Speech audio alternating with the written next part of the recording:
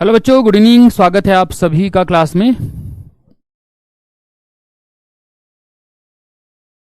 तो एक बार कमेंट्स में बताइएगा कि आप सभी को मेरी आवाज़ क्लियर आ रही है। जल्दी से एक बार कमेंट्स में बताइए सभी।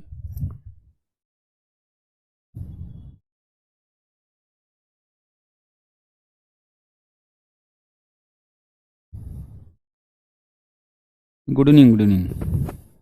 चलिए आरंभ करते हैं आज की क्लास।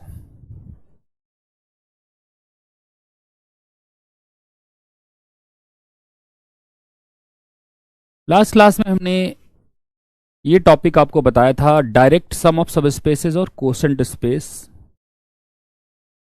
आज की क्लास में will be talking about linear span and properties of linear span. ठीक है,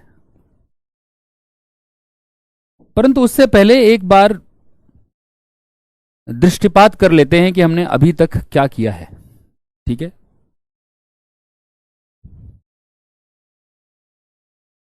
नहीं, पीएनएफ जो है,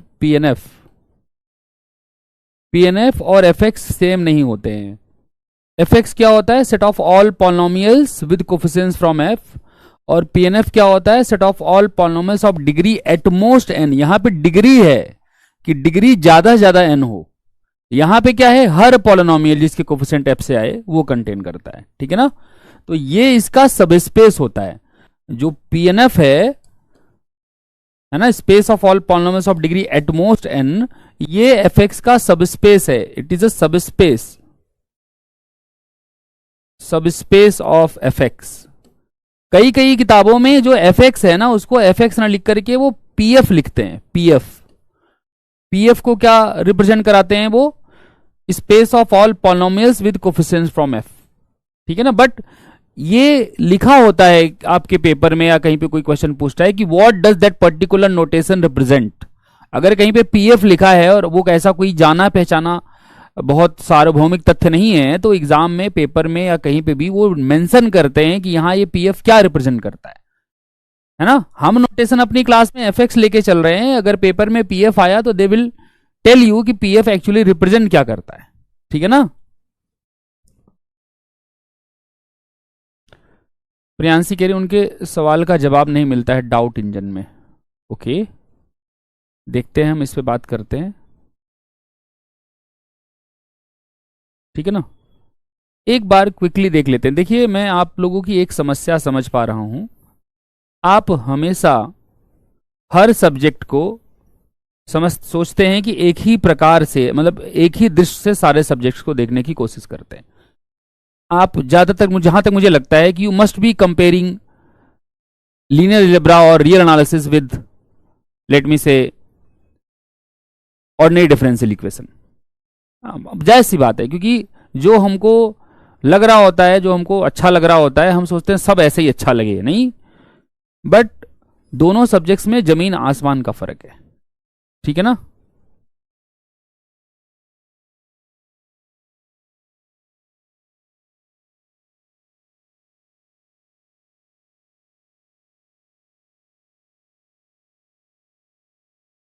ठीक है ना? दोनों में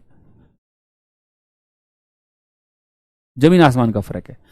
देखो, ओडी में क्या होता है, या कोई भी सब्जेक्ट उठा लो जिसमें फॉर्मूले पे बेस चीजें होती है। ओडी में जैसे आपको एक सिंपल सा फंडा बता, जैसे मैंने कहा कि भाई ऐसी इक्वेशन है y double dash plus A Y dash plus B Y equal to 0, suppose. फिर उन्होंने तुमको बता दिया इसको सॉल्व करने का तरीका क्या है। पहले ऑक्सिलरी इक्वेशन लिखते हैं, D square plus A D plus B बराबर 0। फिर इसके रूट निकालते हैं। रूट कॉम्प्लेक्स आ गया तो ऐसा करेंगे, रूट रियल आ गया तो ऐसा करेंगे, रूट रिपीटेड आ गया तो ऐसा करेंगे। तो मतलब पता चल गया आपको कि क्वेश्चन आएगा तो ऐसा लिखा रहेगा, सॉल्यूशन निकालना है तो ये प्रोसेस है पूरा। तो आप जो है फॉलो करके पूरा आंसर निकाल सकते हैं। ठीक है? कहीं पे इंटीग्रेटिंग फैक्टर आ गया, ऐसा कोई इक्वेशन लिखा है, dy by D X plus P Y बराबर क्यू, तो आपको इंटीग्रेटिंग फैक्टर का फॉर्मूला बताया गया, इंटीग्रेशन ई की power P X D X E की पावर में, लीनियर इक्वेशंस। तो आपको हर चीज पता है। इंटीग्रेटिंग फैक्टर आ गया तो y इंटू इंटीग्रेटिंग फैक्टर बराबर integration q into integrating factor dx plus a constant. तो मतलब कह दो कि सब कुछ पता है कि आपको ऐसा आ गया तो ऐसा करना है, ऐसा आ गया होता अगर जो लिखा था तो ऐसा करना है। तो वहां पे क्या है कि चीजें आपको पहले से पता है कि क्या करना है। जब आप वेक्टर स्पेस टॉपिक पढ़ोगे या ग्रुप थ्योरी आप टॉपिक पढ़ोगे, पहली चीज तो मैं ये क्लियर कर दूं कि ग्रुप थ्योरी या लीनियर अलजेब्रा के क्वेश्चंस करने लगेंगे आप तब जब आप पहले पूरा लीनियर अलजेब्रा खत्म कर लेंगे। मेरी बात समझ रहे हैं? क्योंकि अभी जो आपने पढ़ा है 8 क्लासेस में, आपने कुछ भी नहीं पढ़ा अगर देखा जाए तो। आपने केवल ये देखा है कि वेक्टर स्पेसेस क्या होते हैं, और मैंने आपको बस बताया कि 5 ही वेक्टर स्पेस में हमको काम करना है। 5 वेक्टर स्पेस बस, मान लो 6 शायद है ना, एक वो फील्ड ओवर सब फील्ड भी वेक्टर स्पेस बनाता है, मान लो 6 टोटल, 6 वेक्टर स्पेसेस में ही काम करना है। और ज्यादातर तो आरएन में ही काम करना है या सीएन में काम करना है ज्यादातर, ठीक है। पॉलिनोमियल वाले पे भी करना है बट ज्यादातर वहीं पे काम करना है, ठीक है। और उसके अलावा आपने सब स्पेस पढ़ा है, कंसेप्ट आप उंगलियों पे गिन सकते हो। वेक्टर स्पेस पढ़ा है, सब स्पेस पढ़ा है, आपने पढ़ा है कि direct sum of subspaces क्या होता है, that is also a part of subspace itself you can say. उसके बाद आपने पढ़ा है कि कोसेंट स्पेस क्या होता है। अभी आपको केवल इंट्रोडक्शन दिया जा, हर चीज समझाई जा रही है, हर चीज की डेफिनेशन बताई जा रही है। मेरी बात समझ रहे हो? आपको हर चीज की डेफिनेशन बताई जा रही है, ठीक है। नाम गलत पढ़ लिया, किसका नाम गलत पढ़ लिया?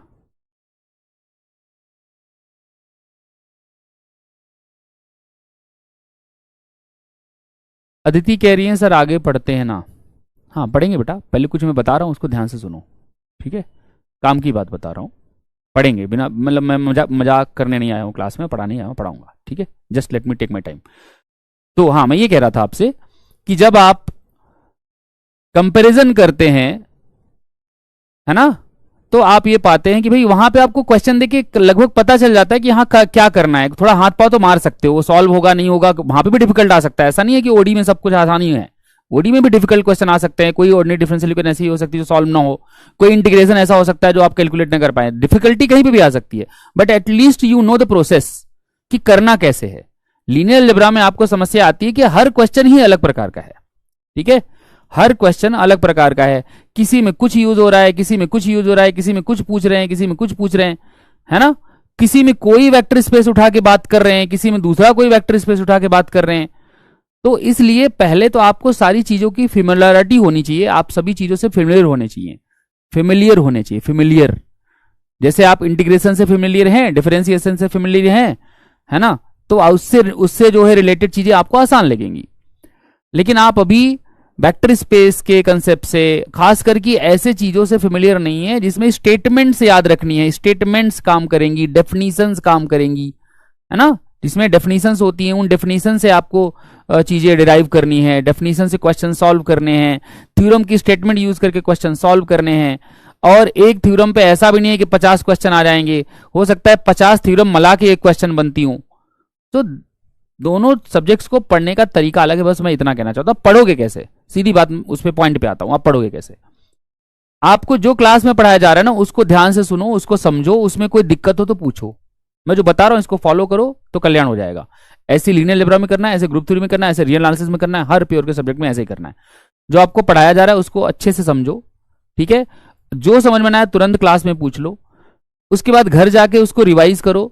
आपको चीजें याद रखनी पड़ेंगी, कोई अच्छी स्टेटमेंट है, बहुत सारी स्टेटमेंट्स हैं, बहुत सारी स्टेटमेंट्स आएंगी, वो याद रखनी पड़ेंगी। आपको डेफिनेशंस याद रखनी पड़ेंगी, ठीक है ना। वो चीजें याद रखना भी है, आपको रिवीजन करना है। मैंने उस दिन 5 सूत्र बताए थे, क्या नाम है, पढ़ाई के, ठीक है ना, वो आपको फॉलो करना है।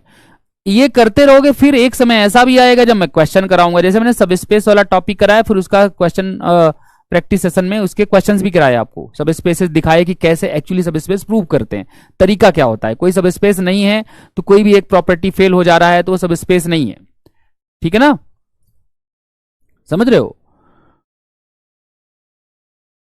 ठीक है। उसके बाद क्या करना है, फिर धीरे धीरे ऐसे ही टॉपिक वाइज टॉपिक आपको क्लियर होता जाएगा। अब ऐसा नहीं है कि एक क्वेश्चन, मतलब 20 क्वेश्चन केवल कोसेंट स्पेस पे आ जाएंगे, या 10 क्वेश्चन उठ के, 10 तो टोटल क्वेश्चन में नहीं आते होंगे सेल लीनियर के, कि 4 क्वेश्चन डायरेक्टली उठ के डायरेक्ट सम पे आ गए, ऐसा नहीं है। एक क्वेश्चन होगा शायद उसमें ये सारे कंसेप्ट पूछ डाले, मैंने सिंगल क्वेश्चन में नंबर ऑफ कंसेप्ट ज्यादा पूछा जाता है एब्स्ट्रैक्ट मैथमेटिक्स में, एब्स्ट्रैक्ट अलजेब्रा में, ठीक है ना। बाकी अप्लाइड मैथमेटिक्स वाले हिस्से में क्या होता है कि एक फॉर्मूले पे कई सारे क्वेश्चन भी बनाए जा सकते हैं, बट यहां पे ऐसा नहीं है। यहां पे बहुत सारे कंसेप्ट मिला के एक क्वेश्चन बनाया जाता है। अप्लाइड में भी बनाया जाता है बहुत सारे कंसेप्ट मिला के क्वेश्चन, लेकिन यहां पे ज्यादातर बहुत सारे कंसेप्ट मिला के एक क्वेश्चन बनाया जाता है। एक ही क्वेश्चन देंगे, उसमें डायरेक्ट सम भी पूछ डालेंगे, उसी में क्वोशंट स्पेस में पूछ लेंगे, उसी में डायमेंशन भी निकलवा लेंगे, है ना। तो पहले आपके पास पूरी की पूरी सामग्री होनी चाहिए, मतलब पहले आपको सारा कंटेंट आपके पास होना चाहिए। साथ ही साथ कंटेंट के साथ साथ जो क्वेश्चंस कराए जा रहे हैं वो भी आपको अच्छे से समझने हैं। जब आप पूरा लीनियर अलजेब्रा कर रहे होंगे ना, कर लेंगे, उसके बाद आप प्रीवियस क्वेश्चन ट्राई करना, टॉपिक के साथ भी करना। मैं बताता रहूंगा कौन से टॉपिक के भी आप कर सकते हो। तो आप जब क्वेश्चन ट्राई करोगे तो आपसे भी क्वेश्चन आराम से हो जाएंगे। हाँ, कुछ क्वेश्चन ऐसे जरूर होंगे जो कभी नहीं होंगे, ऐसे बहुत सारे क्वेश्चन आते हैं जो मेरे से भी नहीं होंगे, ठीक है। मेरे नेट में क्या 200 में से 200 नंबर आए थे क्या? नहीं, वो जरूरी नहीं था, क्लियर करना जरूरी था, ठीक है ना। तो सब क्वेश्चन हमेशा सबसे नहीं होते हैं, लेकिन हाँ ये है कि अगर जो स्टेप्स मैंने कहे हैं अगर उसको फॉलो करोगे तो आपसे भी क्वेश्चंस होने लगेंगे, उनकी संख्या बढ़ती जाएगी समय के अनुसार, ठीक है, कम नहीं होगी कभी भी, ठीक है। बस इतना ही संदेश है। अब क्लास स्टार्ट करते हैं।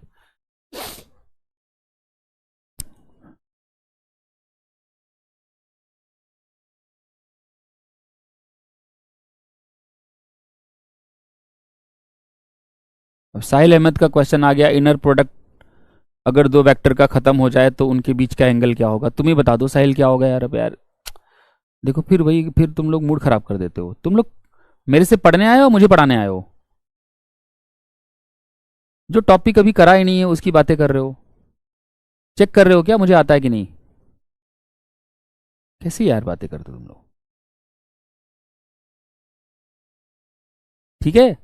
थोड़ा धैर्य करो, धैर्य रखो, जो जो कराया जा रहा है उसको अच्छे से समझते चलो, ठीक है। आपसे भी क्वेश्चंस होने लग जाएंगे। डीपीपी के क्वेश्चन मैं खुद ट्राई कराऊंगा, यहां पे क्लास में कराऊंगा, तो बहुत ज्यादा परेशान होने की आवश्यकता नहीं है, ठीक है।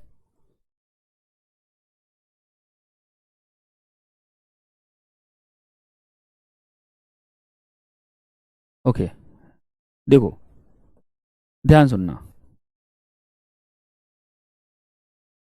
लीनियर कॉम्बिनेशन मैंने कल क्लास में बताया था।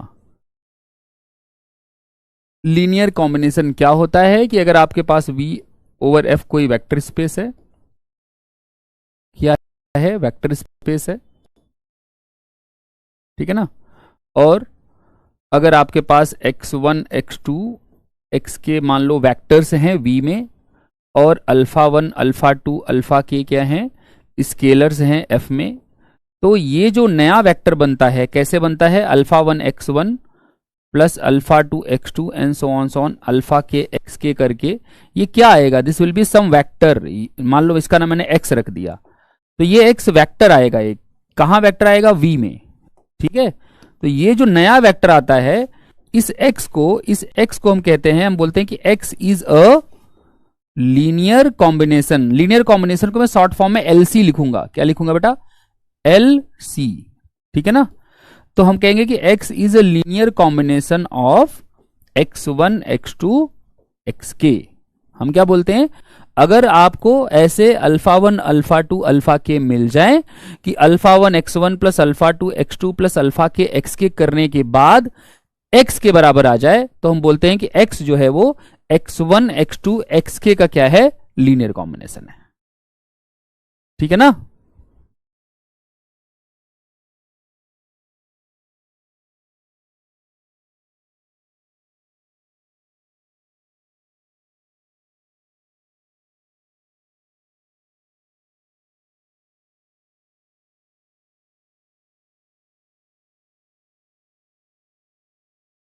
समझ रहे हो? प्रिया पूछ रहे हैं कि X square into F X, जहां F X belongs to R, क्या सब स्पेस है आर एक्स का? तो चेक करो ना बेटा, सब स्पेस की प्रॉपर्टी चेक करो, बताई तो है आपको, ठीक है। मैं डीपीपी के क्वेश्चन कराऊंगा, डोंट वरी, ठीक है, डोंट वरी। जस्ट अभी जो मैं पढ़ा रहा हूं उस पर कंसंट्रेट करो बस, और कुछ मत करो। Just concentrate on what I am saying here, ठीक है ना। क्योंकि बीच में ऐसे से अपना दिमाग विचलित करते रहोगे तो जो यहां पढ़ा रहा हूं वो भी समझ में नहीं आएगा। ठीक है, ओके। देखो, तो x जो है अगर आपका इस प्रकार से लिखा गया है तो हम यहां पे बोलते हैं कि x x1 x2 xk का लीनियर कॉम्बिनेशन है। ठीक है, क्या बोलते हैं, x जो है वो x1 x2 xk का लीनियर कॉम्बिनेशन है। तो आपको एक चीज का एहसास करना है, यहां पे बहुत ध्यान सुनना मेरी बात, बहुत ज्यादा ध्यान से, क्योंकि देखो यहां पे इस लाइन को जो आपने लिखा, क्या लिखा आपने कि x is a linear combination of x1 x2 xk। ये चीज आप तभी लिख सकते हो जब आपके पास ऐसे अल्फा 1 अल्फा 2 है ना, ऐसे अल्फा 1 अल्फा 2 अल्फा के मिल जाएं, ऐसे अल्फा 1 अल्फा 2 अल्फा के मिल जाएं फील्ड में, कि ये पूरी चीज मिलके x बन जाए। अब अगर ऐसे कोई अल्फा 1 अल्फा 2 अल्फा के मिलेंगे ही नहीं, अगर ऐसे कोई अल्फा 1 अल्फा 2 अल्फा के मिलेंगे ही नहीं, तो हम क्या बोल देंगे, हम बोल देंगे कि जो x है वो x1 x2 xk का लीनियर कॉम्बिनेशन नहीं है। जैसे कि एग्जांपल देखना, ध्यान सुनना मेरी बात। जैसे मान लो मैं V वेक्टर स्पेस लेता हूं R3 सपोज करो, है ना, और मान लो मैं फील्ड ले लेता हूं रियल नंबर्स की। मान लो मैंने ये, अब तुम कहोगे सर ये कहां से आ गया, ये कहां से आ गया, मैं मान रहा हूं, मैं कुछ समझाने की कोशिश कर रहा हूं। आप लोगों का क्या है कि आप लोगों को ऐसे चाहिए, solve this question, if this then what. ऐसे नहीं चलता है काम। अब पढ़ने का तरीका चेंज करो, ठीक है ना, पढ़ने का तरीका चेंज करो। अब क्वेश्चन पूरा नहीं लिखूंगा मैं कि ये कर रहा हूं मैं, ठीक है ना, मैं क्या आपको जो समझाने की कोशिश कर रहा हूं उसको देखो। मैं कुछ कभी x मान लूंगा, कभी v मान लूंगा, कोई सब स्पेस अपने आप डिफाइन कर दूंगा, वो सब कुछ आपको चीजों को समझाने के लिए करता हूं मैं।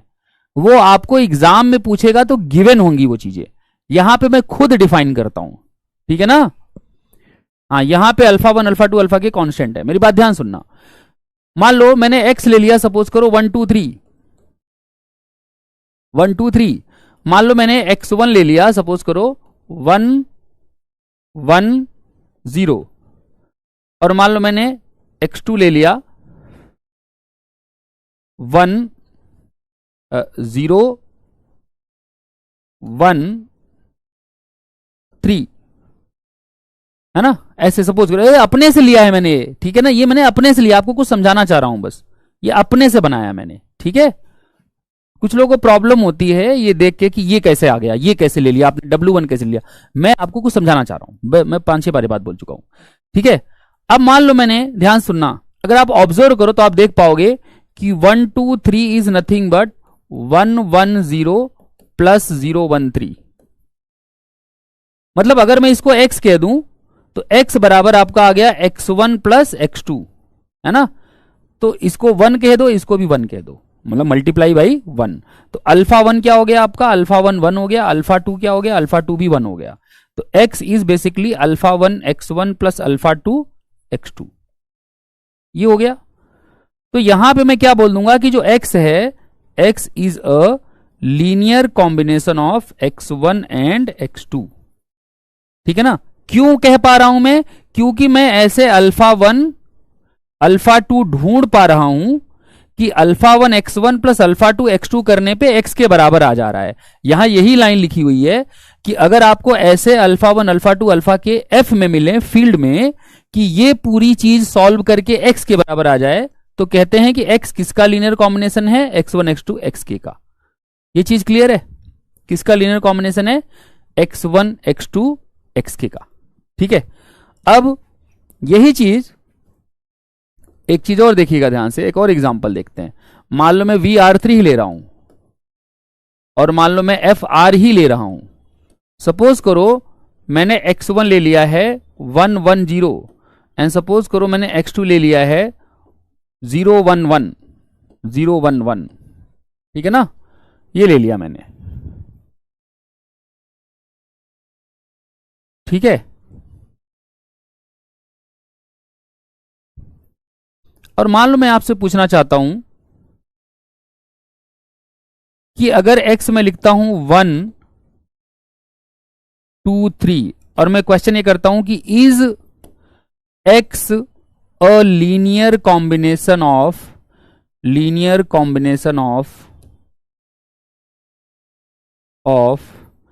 x1 एंड x2, ये मेरा क्वेश्चन है, ये पूरा क्वेश्चन आपके लिए लिख दिया मैंने। क्वेश्चन समझ में आ रहा है, क्वेश्चन ये रहा आपके पास। क्वेश्चन क्या है? क्वेश्चन है कि अगर वी R3 है, एफ आर है, x1 x2 1 1 0 0 1 1 है और x अगर आपका 1 2 3 है, तो क्या x जो है वो x1 x2 का लीनियर कॉम्बिनेशन है? ये अपना क्वेश्चन है। ठीक है, समझ रहे हो ना? ये क्या है? अपना क्वेश्चन है।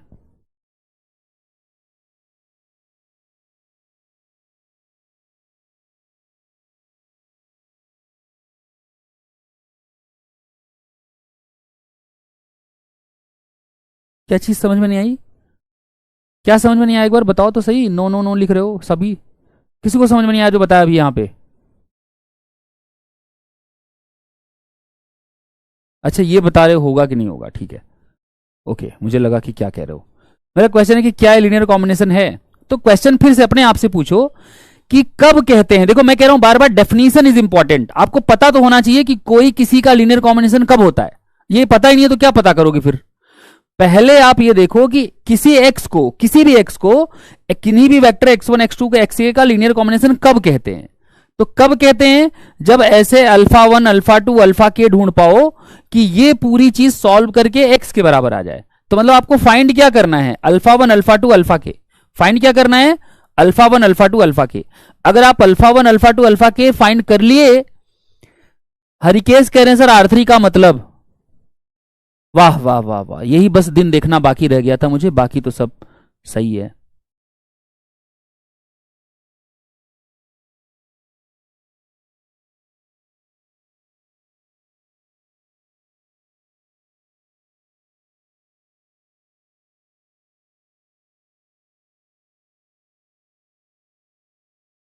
बस यही देखना बाकी रह गया था।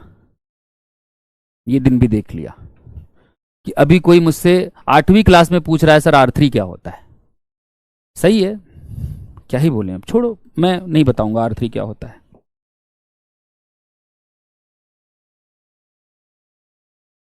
मैं थोड़ा अलग प्रकार का अध्यापक हूं। ठीक है, मेरी भी तुमसे कुछ एक्सपेक्टेशंस है। अगर तुम्हारी मुझसे है तो मेरी भी तुमसे है। ठीक है, खैर। हाँ, तो क्या एक्स लीनियर कॉम्बिनेशन है x1 x2 का? कैसे चेक करोगे? अगर होता तो मैं क्या करता, x को लिख देता अल्फा 1 x1 प्लस अल्फा 2 x2 और मैं सॉल्व करके अल्फा 1 अल्फा 2 की वैल्यू निकालता। यहां सबकी वैल्यू रख दो, मुझे अल्फा 1 अल्फा 2 फाइंड करने हैं। अगर कुछ वैल्यू आई इनकी तो हो जाएगा लीनियर कॉम्बिनेशन, अदरवाइज कुछ कॉन्ट्रडिक्शन आ रहा होगा, कुछ इंपॉसिबल सी चीज बन रही होगी। जैसे x क्या है अपना 1 2 3, तो अल्फा 1 इंटू में x1 किया तो 1 1 0 और x2 किया तो 0 1 1। तो यहां से अपने पास आएगा 1 2 3 बराबर अल्फा 1 प्लस 0 तो अल्फा 1 हो जाएगा, अल्फा 1 प्लस यहां से अल्फा 2 तो अल्फा 1 प्लस अल्फा 2 हो जाएगा। यहां अल्फा 1 यहां अल्फा 2 आ जाएगा। अल्फा 1 इंटू 0 0 हो गया और अल्फा 2 इंटू 1 अल्फा 2 हो गया। तो इसको सॉल्व करो तो यहां से आएगा अल्फा 1 की वैल्यू 1 होनी चाहिए, अल्फा 1 प्लस अल्फा 2 की वैल्यू 2 होनी चाहिए और अल्फा 2 की वैल्यू 3 होनी चाहिए। कंपेयर करो ना, ये इसके बराबर होना चाहिए, ये इसके बराबर होना चाहिए, ये इसके बराबर होना चाहिए। अब अगर अल्फा 1 की वैल्यू 1 है और अल्फा 2 की वैल्यू 3 है, तो यहां पे दोनों को अगर मैं पुट कर दूं तो यहां से आ जाएगा 1 प्लस 3 इक्वल टू 2। मतलब आप कह रहे हैं कि 4 इक्वल टू 2, जो कि सारी दुनिया में किसी से भी पूछ लो यही कहेगा कि ये पॉसिबल नहीं है। This is a contradiction. ये मेरा कॉन्ट्राडिक्शन लिखने का साइन है। मैं कॉन्ट्राडिक्शन लिखता नहीं हूं, मैं कॉन्ट्राडिक्शन बना देता हूं ऐसे सिंबल। ऐसा कहीं लिखा हुआ देख लो तो समझ जाना सर बोल रहे हैं कि ये पॉसिबल नहीं है। तो इसका मतलब x को अल्फा 1 अल्फा 2 ऐसे लिखना ऐसे पॉसिबल नहीं है। मतलब जो आप लोग कह रहे थे कि x is not a linear combination of x1 and x2। ठीक है, आई बात समझ में? क्लियर है ये?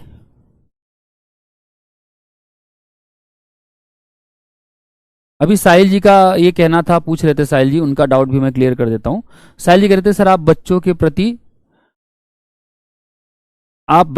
इतना रूड क्यों है?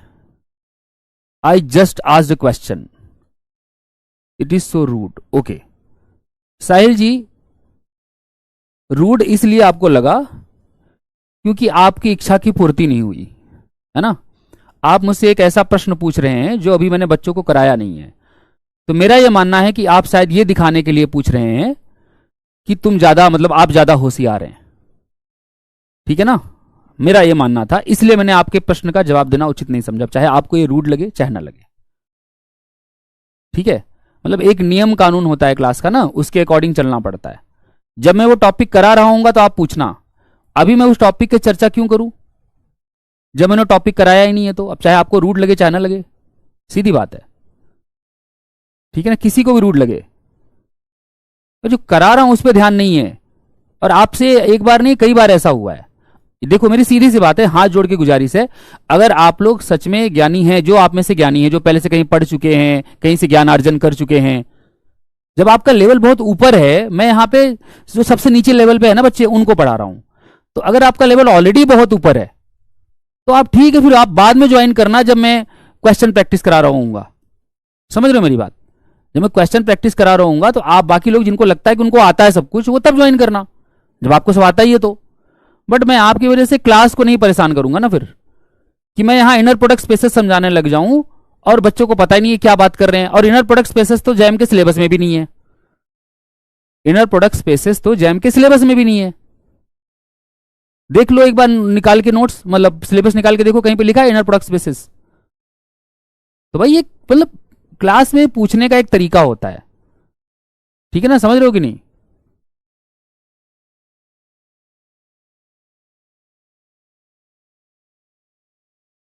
तो कोई वजह है, मैं नहीं बता रहा हूं, समझ रहे हो। और मैं कोई रूड नहीं हूं, लेकिन हाँ अगर तुम मेरे क्या नाम है बताए के बाद भी तुम ऐसे प्रश्न पूछोगे तो मुझे भी रोष आता है। ऐसा नहीं है कि मैं भी एक इंसान हूं, तो मुझे भी गुस्सा आएगा डेफिनेटली, कि इतनी बार आरएन बताने के बाद भी कोई अगर ये पूछ ले कि सर आरएन क्या होता है, तो फिर इसका मतलब तुम पढ़ नहीं रहे हो, बस क्लास में मुंह उठा के आ जाते हो कि हाँ चलो सर से पूछ ही लेंगे, हमको क्या पढ़ने की जरूरत है, सर रिवाइज ही कराते रहेंगे पूरा साल भर यही क्लास में। अब तुमको रूड लगे चाहे जो लगे, उसमें मैं कुछ नहीं कर सकता, ठीक है। अभी कहीं ना कहीं तुम पे भी निर्भर करता है कि, हाँ छोड़ो ये सब बातें नहीं करनी मुझे। हाँ वापस आते हैं इस पे, मैंने आपको ये क्लियर कर दिया, right. You had a doubt, you asked and I replied कि मैं आंसर नहीं करूंगा, ठीक है। आगे से बेटा ध्यान रखना, अगर कोई डाउट है तो उसका पूछो जो मैं करा रहा हूं, ठीक है। बस इतनी आपसे रिक्वेस्ट है, इल्तजा है हाथ जोड़ के, ठीक है। Okay, linear span. Linear span क्या होता है, डिफाइन करते हैं सबसे पहले, ठीक है। मान लीजिए आपके पास देखो कोई भी वेक्टर स्पेस, अब हर डेफिनेशन में एक वेक्टर स्पेस इन्वॉल्व होगा, हर डेफिनेशन में एक फील्ड इन्वॉल्व होगी, क्योंकि अदरवाइज क्या डिफाइन कर रहे हो, बिना वेक्टर स्पेस के कहां काम कर रहे हो। तो let we over some field F be a vector space, be a vector space, ठीक है। Let we over F be a vector space and let W, not W, let me call it S. Let S be any subset of B, any non-empty subset. Yes, any subset, be any subset of V. ठीक है, आई बात समझ में।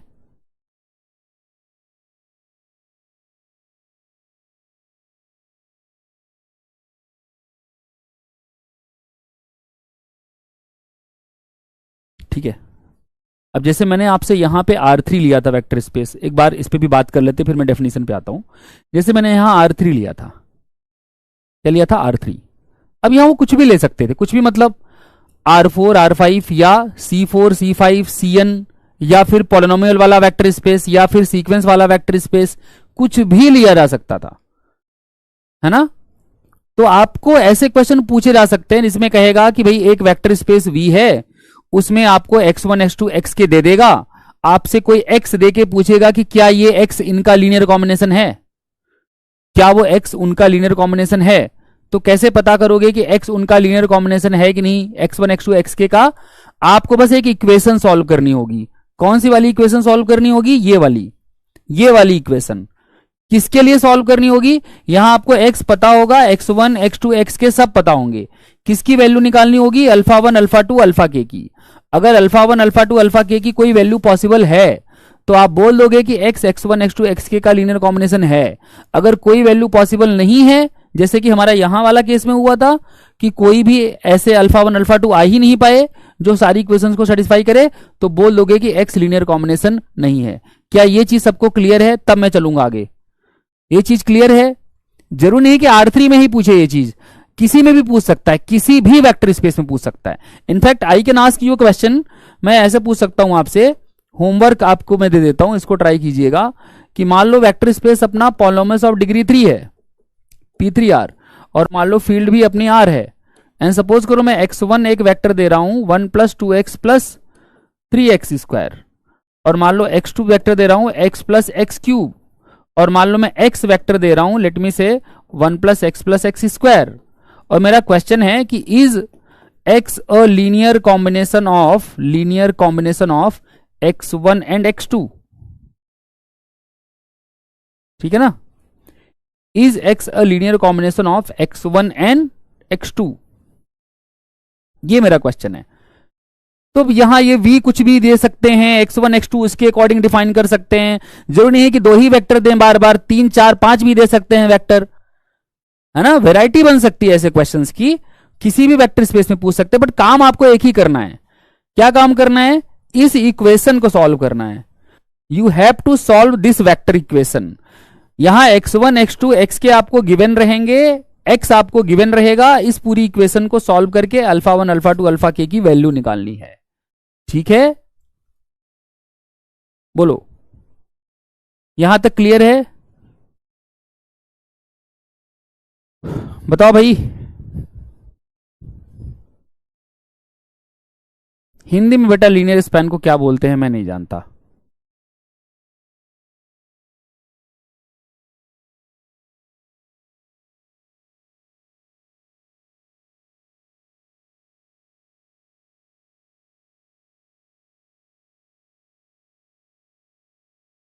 Simple method नहीं है क्या? नहीं बेटा, सॉल्व ही करना पड़ेगा। There is no simple method for that. ठीक है, समझ रहे हो मेरी बात? ओके। अल्फा की वैल्यू कैसे फाइंड करेंगे वही तो बताया ना बेटा, इक्वेशन को सॉल्व करके। इक्वेशन को सॉल्व करो ना, कोफिशिएंट कंपेयर करने पड़ेंगे, कहीं कंपोनेंट्स कंपेयर करने पड़ेंगे, है ना? कहीं मैट्रिक्स होगा तो एंट्रीज कंपेयर करनी पड़ेंगी। जैसे इसको आप क्या लिखोगे? इसको आप लिख दोगे x बराबर अल्फा 1 x1 + अल्फा 2 x2। तो अब आप x1 x सबकी वैल्यू रख दो। x की वैल्यू कितनी है? 1 + x + x²।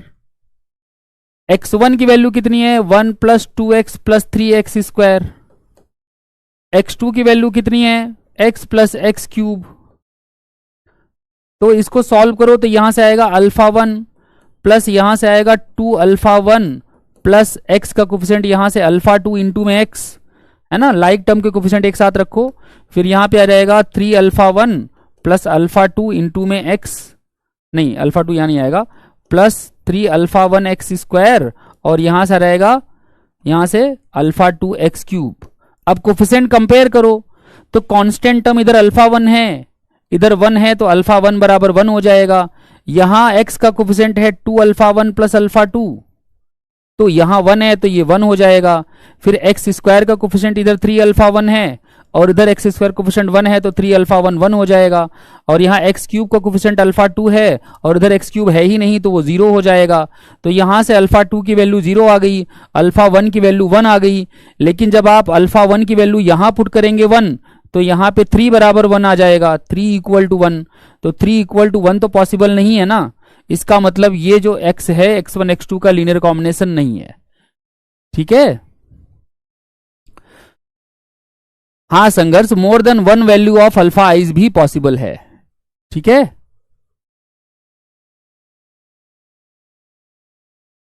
सर बहुत सारे लीनियर इक्वेशंस बन जाएं तब सॉल्व कैसे करें? ऐसे ही करोगे और कैसे करोगे? या मैट्रिक्स मेथड से सॉल्व करोगे, मैट्रिक्स एलिमिनेशन मेथड से सॉल्व करोगे। ठीक है ना?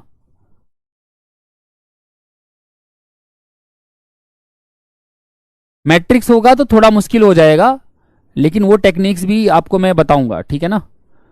आपके ग्रेजुएशन में वैसे होगा वो, अदरवाइज मैं बताऊंगा कैसे करते हैं एलिमेंट्री ऑपरेशंस लगा करके, ठीक है ना। नहीं, किसी ने पूछ लिया था तो मैंने करा दिया। मैट्रिक्स होगा तो टफ हो जाएगा, तुम चलो मैं मैट्रिक्स का भी बता देता हूं।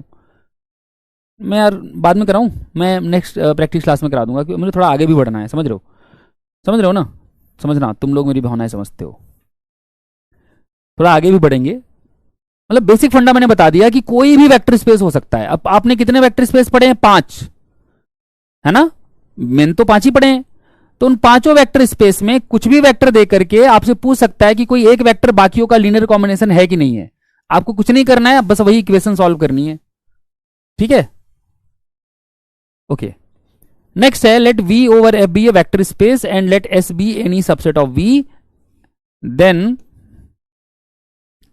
we define the linear span of S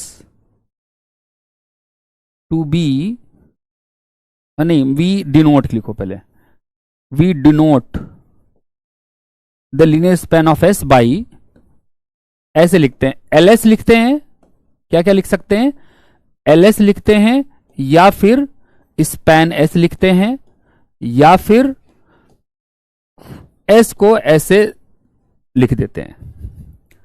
तो ये तो नोटेशन है। क्वेश्चन है कि सर ये डिफाइंड कैसे है।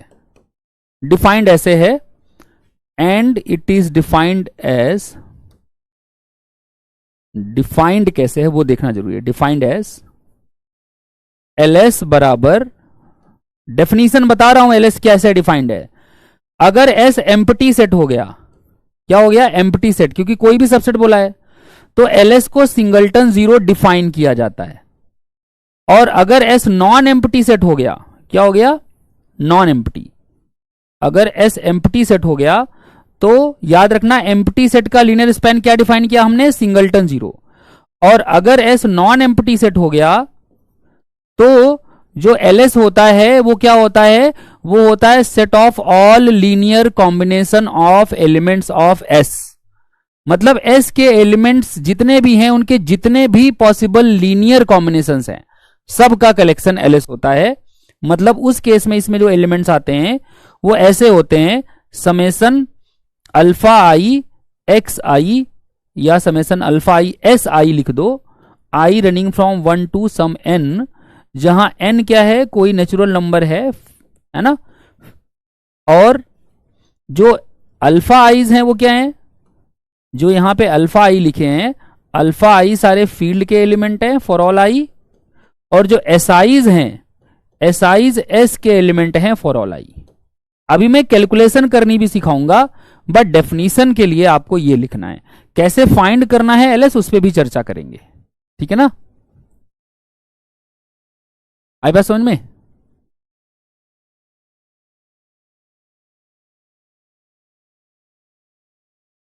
हरिकेश कह रहे हैं कि अगर पॉलिनोमियल्स का कोफिशिएंट डायरेक्ट लेकर सॉल्व करें तो हाँ कर सकते हो, लेकिन कैसे? मतलब जो आप बात बोल रहे हो वो आपके दिमाग में तो हो सकता है क्लियर हो कि आप ऐसे करोगे, और हो सकता है वो सही भी हो, लेकिन जो आप मुझसे पूछ रहे हो उसको प्रॉपर कैसे, मतलब पूछना क्या चाह रहे हो एग्जैक्टली, ये मैं कहना चाह रहा हूँ। कोफिशिएंट लेने का मतलब क्या हुआ कि आप उसके एक्स एक्स स्क्वायर सब गायब कर दो, केवल जो कोफिशिएंट्स है उन्हीं को वेक्टर बना दो, हाँ तो तब भी सही हो जाएगा, ठीक है ना।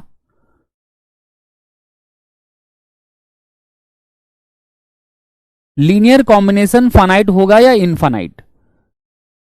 यहां पे समेसन क्या है? समेसन में आई रनिंग फ्रॉम 1 टू n है, मतलब फाइनाइट नंबर ऑफ एलिमेंट्स का ही लीनियर कॉम्बिनेशन लेना है।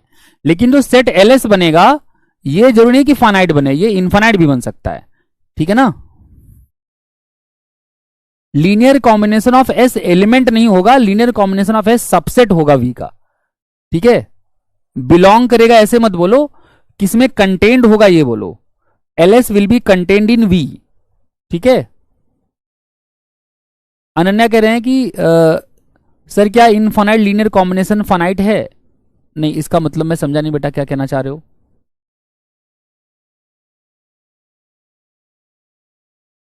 S सबसेट है, कोई भी सबसेट, ठीक है। S is just any subset, ठीक है, कोई भी सबसेट है। आई बात समझ में? तो बेसिकली जितने भी पॉसिबल लीनियर कॉम्बिनेशन है, बेसिकली अगर एस नॉन एम्प्टी है ना, तो एलएस क्या हो गया आपका? एलएस हो गया जितने भी पॉसिबल लीनियर कॉम्बिनेशन है। जैसे सपोज करो, मान लो कि एस में ये एलिमेंट है, एग्जाम्पल के लिए सपोज करो एस में एलिमेंट होते मान लो S1 S2 SK, है ना। तो जब मैं एलएस निकालता, एलएस, तो एलएस क्या होता पता है? एलएस होता α1 S1 plus α2 S2 plus so on plus alpha K SK, जहां S1 S2 SK तो यही है फिक्स नंबर्स जो दिए हैं, सॉरी एलिमेंट्स। लेकिन ये जो α1 α2 अल्फा के हैं, ये जो आपका α1 α2 अल्फा के है, ये कुछ भी हो सकता है फील्ड का एलिमेंट। तो यहां पे α1 α2 अल्फा के वेरी कर रहे हैं, और S1 S2 SK जो है वो क्या है? फिक्स है। ठीक है ना सर? एक वेक्टर स्पेस के कितने पॉसिबल लीनियर स्पैन हो सकते हैं? बहुत सारे, अनकाउंटेबली में नहीं, बहुत सारे हो सकते हैं, वो हम बता भी नहीं सकते इवन कितने हो सकते हैं। ठीक है ना? सब स्पेस हो सकता है, बट सब स्पेस ही हो जरूरी नहीं है। बिल्कुल सही कह रहे हो चेतन, एस सब स्पेस हो सकता है बट हो ही ये जरूरी नहीं है। सर हम इसको स्मॉलेस्ट वी से डिनोट करेंगे क्या, यहां कैपिटल से? किसको स्मॉल से लिखोगे? स्मॉल कैपिटल किसकी बात कर रहे हो? जैसे कि एग्जांपल समझाने की कोशिश करता हूं। मान लो आपके पास एस होता, सपोज करो एस होता 110 011, मान लो ये एस होता, किसका सबसेट है ये? तीन कंपोनेंट वाले वेक्टर किसमें आते हैं? R3 में आते हैं, है ना। और यहां पे फील्ड भी मैं मान लो रियल नंबर ले लेता हूं, और मान लो मुझे फाइंड करना है इसका स्पैन। मैं जानना चाहता हूं what is linear span of S. तो लीनियर स्पैन ऑफ एस क्या होगा? ये आपका बेसिकली हो गया S1, ये आपका हो गया S2। तो आप क्या करोगे? α1 S1 प्लस α2 S2, जहां पे α1 और α2 क्या होंगे? कोई भी रियल नंबर हो सकते हैं, कोई भी real number, they are varying. और S1 क्या है? 110, एक एक लाइन देखते चलना। S2 क्या है? 011, और α1 α2 क्या है? कोई भी रियल नंबर। ठीक है ना? अब इसको सॉल्व करो तो ये हो जाएगा α1 यहां से कुछ नहीं, यहां से α2, सॉरी α1, अरे ऐसे कर लो, कुछ लोगों को ये भी समझ में नहीं आ रहा होगा। हाँ मतलब होता है, घबराहट बहुत है ना तुम में, क्योंकि ऐसा कुछ करा ही नहीं जिंदगी में कभी, तो ऐसा लगता है कि भाई ये क्या कर रहे हैं। इससे मल्टीप्लाई करो तो 0 α2 α3। मैं तुम्हारी भावनाएं समझ सकता हूं, मैं भी कभी स्टूडेंट था, है ना। तो मुझे भी पता है कि समस्याएं आती कहाँ हैं, और मैंने आपको शुरू में ही बता दिया समस्याओं का समाधान क्या है। बस पढ़ते रहो, समझते रहो जो समझाया जा रहा है। ठीक है, अपने आप जब तुम्हारी थिंकिंग डेवलप हो जाएगी तो तुमसे भी काम होने लगेगा। अब जोड़ोगे तो α1 प्लस 0 α1 आ जाएगा, अगला हो जाएगा α1 प्लस α2, अगला हो जाएगा α3 ओनली। नहीं, α3 कहां से आ गया? α2 है यार, ये क्या कर रहा हूं मैं भी। α2, यहां पे α1 α2 क्या है? Real numbers. तो ये स्पैन आ गया। ठीक है, आई बात समझ में? तो ऐसे अगर एस दिया है तो ऐसे आप स्पैन निकाल लोगे। ये क्लियर है सबको भाई? बताओ, कोई दिक्कत है किसी को? How to find linear span, सही है?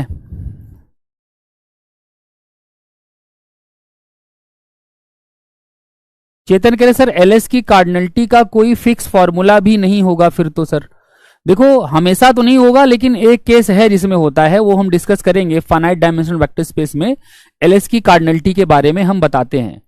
ठीक है, हमेशा नहीं बता सकते हैं। क्यों नहीं बता सकते हैं? क्योंकि भाई अगर रियल नंबर का फील्ड ले रहे हो, स्केलर अनकाउंटेबली मेनी चॉइस रखेंगे तो बहुत सारे मिल जाएंगे।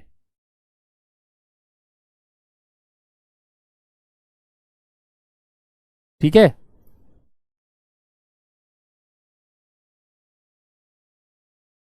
तो ऐसे एलएस निकालते हैं, समझ रहे हो? अच्छा,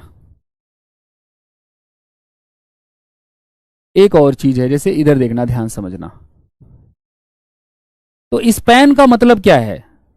अगर मैं कहता हूं एलएस, एलएस का मतलब है आपको देखना है कि कौन से वेक्टर हैं जिनका की लीनियर कॉम्बिनेशन आपके सेट में आ रहा है। ठीक है, जैसे एक मैं एग्जांपल से और समझाता हूं आपको।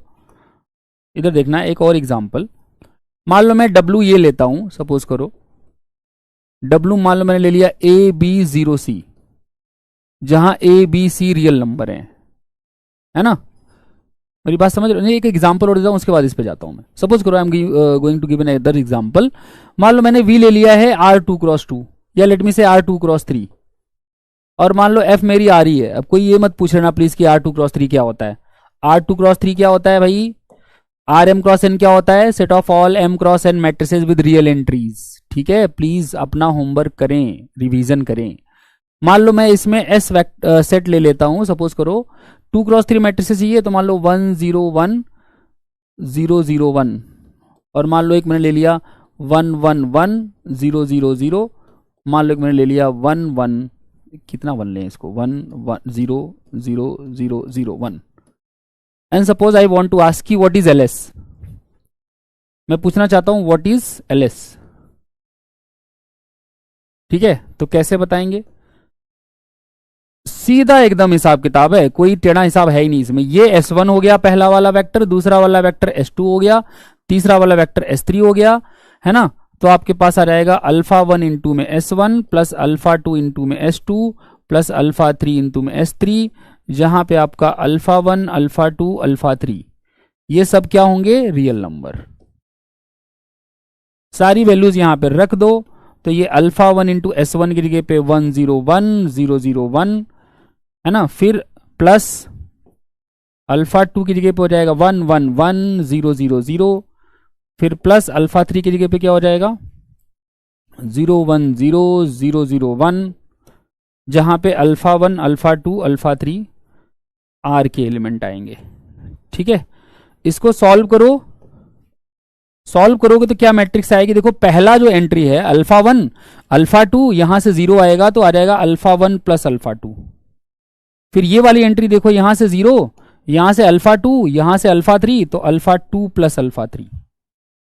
फिर अल्फा 1, यहां से अल्फा 2 और यहां से 0, तो अल्फा 1 प्लस अल्फा 2। फिर ऐसे ही ये 0 हो गया, और यहां से भी 0 हो गया, और यहां से भी 0 हो गया, तो ये 0 हो जाएगा। यहां से 0, यहां से 0 और यहां से भी 0, तो ये भी 0 हो जाएगा। ये यहां से अल्फा 1, यहां से 0 और यहां से अल्फा 3, तो ये अल्फा 1 प्लस अल्फा 3 हो जाएगा, जहां पे आपके अल्फा 1 अल्फा 2 अल्फा 3 क्या कर रहे हैं? वेरी कर रहे हैं आर में। आई बात समझ में? सर अगर फील्ड जेडपी लेंगे तो लीनियर स्पैन काउंटेबल हो जाएगा। बिल्कुल सही कह रहे हो, जेडपी में फाइनाइट नंबर ऑफ एलिमेंट्स हैं, तो लीनियर स्पैन के पास चॉइसेस फाइनाइटली में नहीं बनेंगी। ठीक है ना?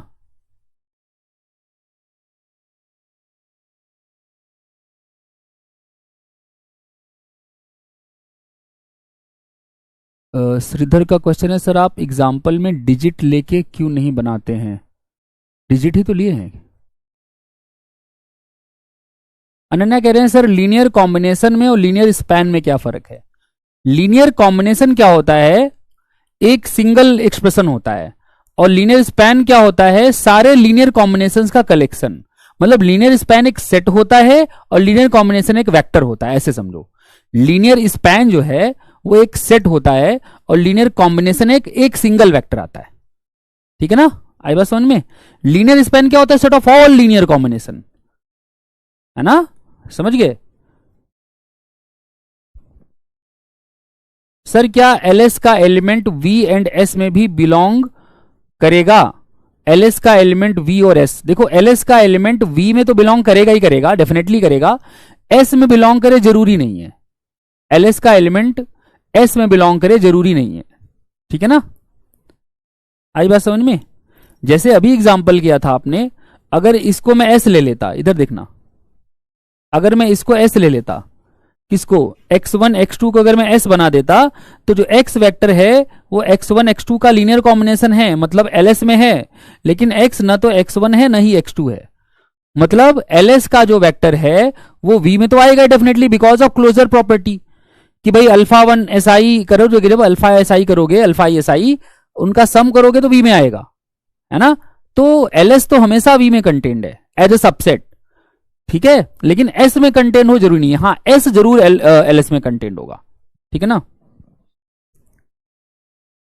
Sir means linear combination is subset of linear span. Subset नहीं बोल सकते बेटा, एलिमेंट बोल सकते हो। सबसेट के लिए तो सेट होना जरूरी है, भाई तो मैं समझा रहा हूं कि linear combination is a vector और linear span is a set, ठीक है। S is the set consisting of all linear combination of the vectors on S, vectors in S। हाँ बिल्कुल सही कह रहे हो आप। तो क्या सर LS के एलिमेंट्स को वेक्टर बोल सकते हैं? हाँ बेटा होंगे ही उसके एलिमेंट वेक्टर्स, LS के elements are vectors in V।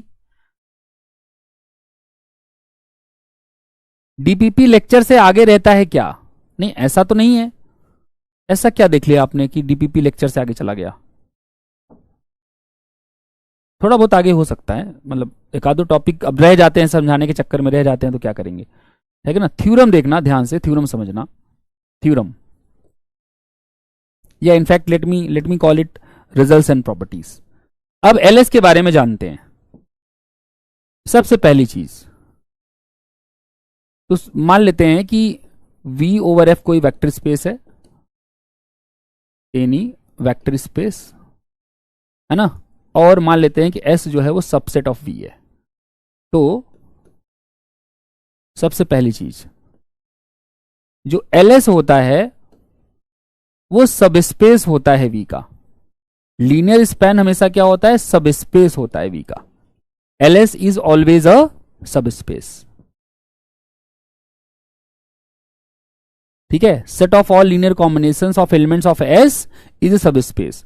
दूसरा, S हमेशा सबसेट होता है LS का। LS S का सबसेट हो जरूरी नहीं है, S हमेशा सबसेट होता है LS का। और तीसरा, अगर W कोई सबस्पेस है किसका? V का, और ऐसा सबस्पेस है जो S को कंटेन करे, जो किसको कंटेन करे? S को, तो फिर वो LS को भी कंटेन करेगा। ऐसा कुछ हम पहले भी पढ़ चुके हैं, याद है। तो पहला स्टेटमेंट कहता है कि ये आपका पहला रिजल्ट है, बेसिकली यू कैन से this is the first result and properties का पहला, कि अगर V कोई भी वेक्टर स्पेस है, अगर S कोई सबसेट है V का, तो जो आपने LS डिफाइन किया है वो हमेशा V का सबस्पेस होगा, पहली चीज। दूसरी चीज, S हमेशा LS का सबसेट होगा, ठीक है ना।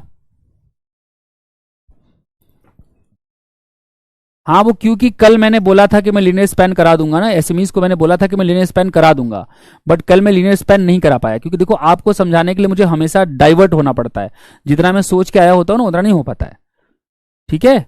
तो इस वजह से नहीं हो पाया, बट उनको मैंने बोल रखा था कि हो जाएगा, सो दैट इज वाई कुछ क्वेश्चन ऐसे थे जो लीनियर स्पैन के थे, ठीक है। तो फिर से मैं क्लियर कर दूं कि किसी भी सबसेट S ऑफ V के लिए LS हमेशा सबस्पेस होता है V का, पहली चीज। दूसरी चीज, S हमेशा LS में कंटेन्ड होता है ना।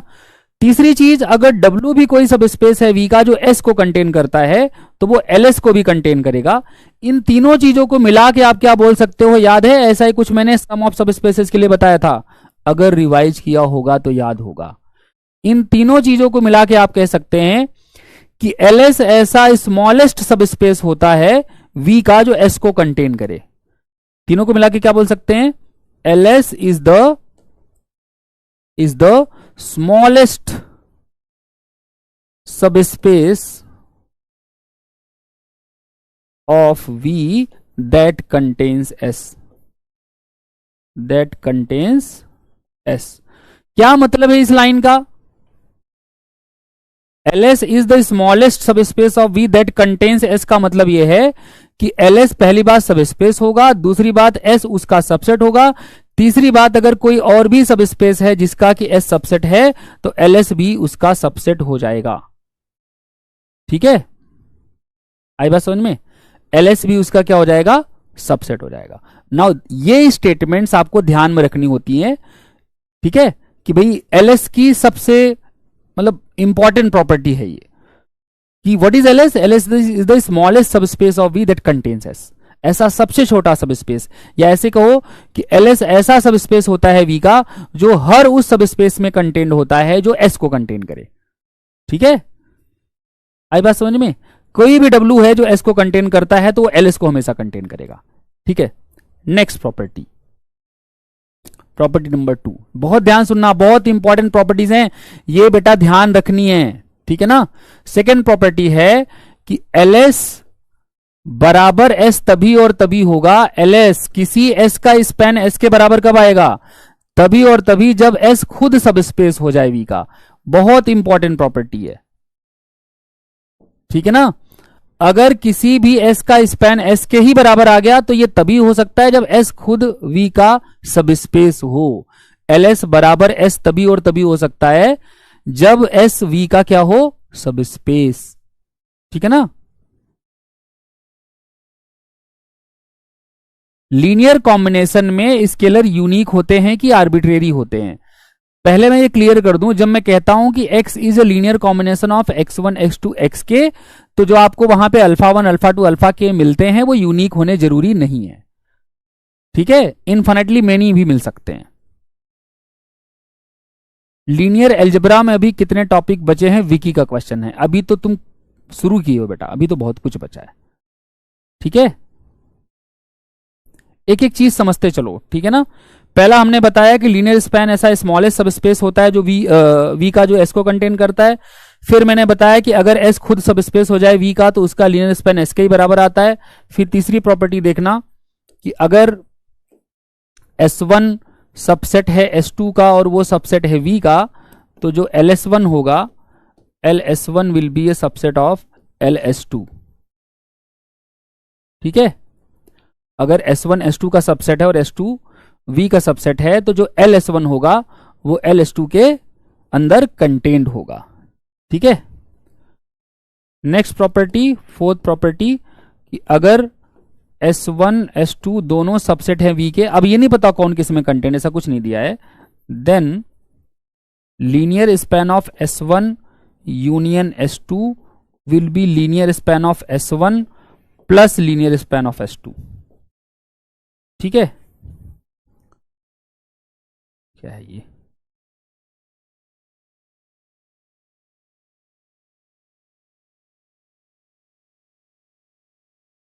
Linear span of S1 plus linear span of S2। आई बात समझ में?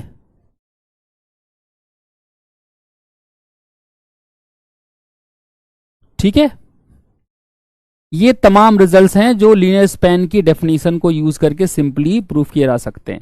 एक और प्रॉपर्टी देखिएगा लीनियर स्पैन की,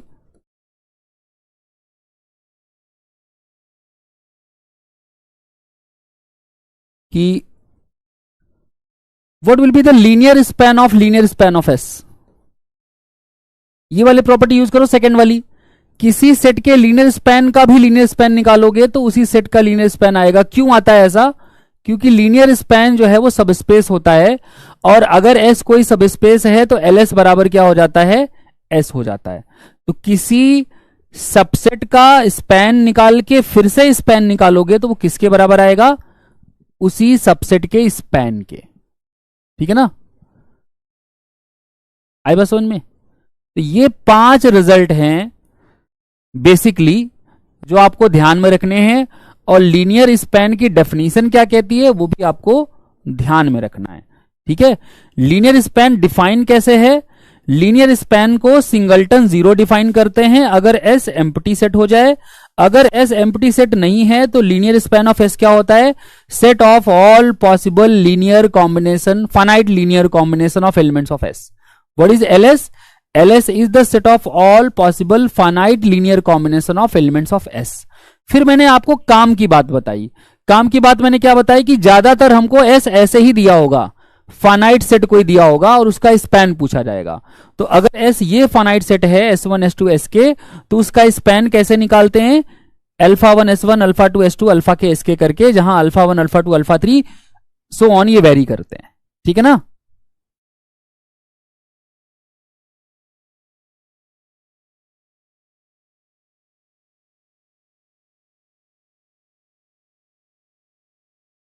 नेहा कह रहे हैं कि sir L of L S S नहीं होगा। नहीं बेटा, एस कैसे होगा? सब स्पेस कौन है वो देखो ना। सेकेंड प्रॉपर्टी क्या कहती है? सेकेंड प्रॉपर्टी कहती है कि एल एस एस के बराबर होगा अगर एस सब स्पेस हो। यहां कौन सब स्पेस है? यहां सब स्पेस है एल एस।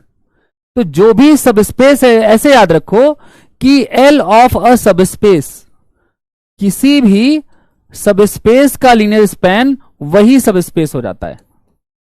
मतलब ऐसे कहो कि एल डब्ल्यू बराबर डब्ल्यू हो जाता है अगर डब्ल्यू सब स्पेस हो तो यहां पे एल एस जो है, एस कब, एस के बराबर कब होता है? जब एस सब स्पेस हो। जब एस क्या हो? सब स्पेस। हमारे पास कौन है सब स्पेस? एस नहीं है हमारे पास। एस की जगह पे कौन सब स्पेस है? L S. तो जो सब स्पेस है उसका स्पैन निकालोगे तो उसी सब स्पेस के बराबर आएगा। यहां सब स्पेस अपना कौन है? एल एस है। ठीक है ना? यहां सब स्पेस कौन है? L S. ठीक है।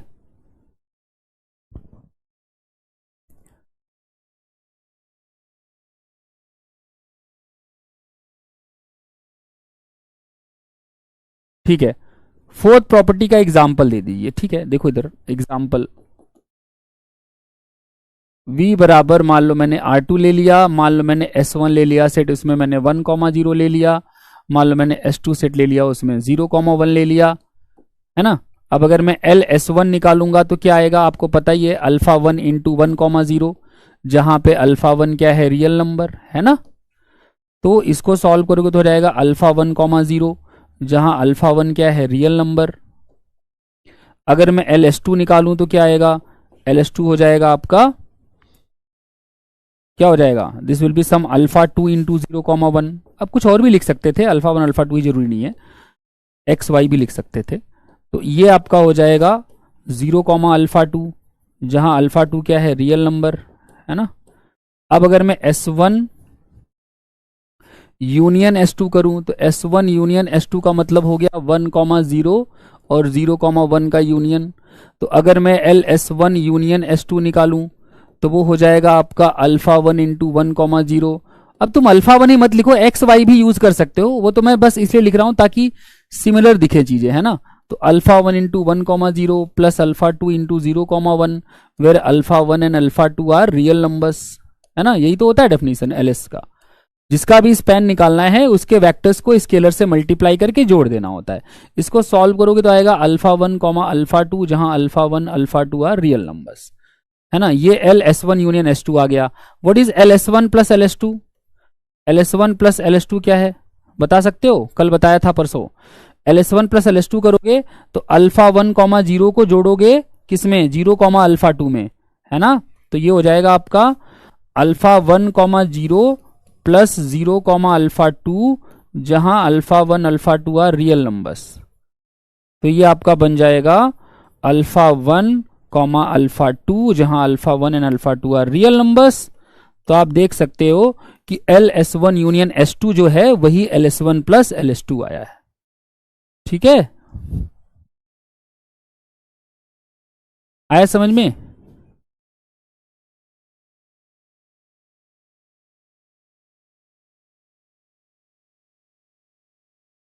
ठीक है कि नहीं? बोलो।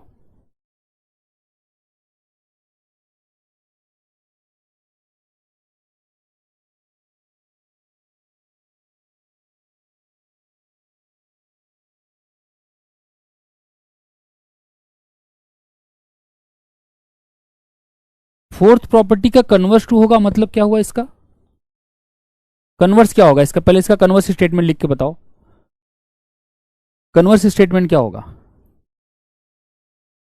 L S one union S two बराबर L S one plus L S two, तो S one S two subset होंगे वी के। तो वो तो वैसे भी हैं, सबसेट ही हैं वी के। एस वन एस टू तो सबसेट वी के ही होंगे ना। नहीं, इंटरसेक्शन किसने कहा हमेशा जीरो वेक्टर आएगा बेटा? ऐसा तो नहीं बोला मैंने।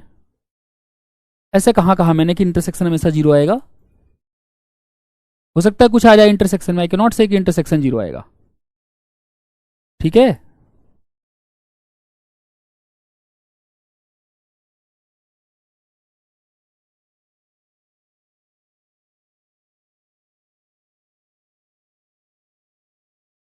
ठीक है ना। ओके, तो ये हो गया आपका स्पैन। अब एक इंटरेस्टिंग चीज देखना, बहुत ध्यान समझना, जो अब मैं बोलने वाला हूं बहुत ही आवश्यक चीज है। एक डेफिनीशन है,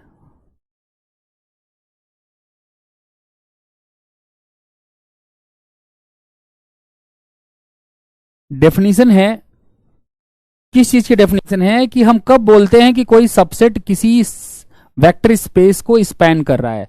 मैं बार बार इस बात पे जोर देता हूं कि जब मैं कोई चीज बताऊं, डेफिनेशन, नोट या कुछ भी, तो उसमें जो मैं लैंग्वेज यूज कर रहा हूं, जो नई चीज आपको उसमें नई टर्मिनोलॉजी यूज कर रहा हूं, वो आपको समझ में आए बहुत अच्छे से। जैसे मैंने आपको आज पूरी क्लास में केवल एक ही इंपॉर्टेंट चीज बताई है कि एक्स किसी भी वेक्टर का लीनियर कॉम्बिनेशन होने का क्या मतलब है। ठीक है ना, आई समझ में बात? गोलू कह रहे हैं सर फिफ्थ प्रॉपर्टी प्रूफ कर दीजिए। क्या ये तुम्हारे एग्जाम में पूछा है क्या? देखो बेटा, फिर मैं कह रहा हूं आप लोग जज्बाती मत हुआ करो, कुछ नहीं रखा है प्रूफ में, ये इसी का यही तो प्रॉपर्टी है, ये मेन प्रॉपर्टी है। तो फिर सेकंड का प्रूफ कराओ, फिफ्थ का प्रूफ कराने की जरूरत नहीं है। किसका प्रूफ कराओ? सेकंड का। सेकंड का प्रूफ हो गया तो वही तो यूज किया है आपने फिफ्थ में। तो आप बल्कि ये प्रूफ कराओ कि एल एस बराबर S if and only if S is a सब स्पेस। तो फॉरवर्ड पार्ट करते हैं, पहले पहले फॉरवर्ड पार्ट है ना। फॉरवर्ड पार्ट में क्या प्रूव करते हैं, याद है? वो भी भूल गए होगे कि फॉरवर्ड पार्ट में ये मान लेते हैं और ये प्रूव करते हैं। तो मान लो एल एस बराबर एस है।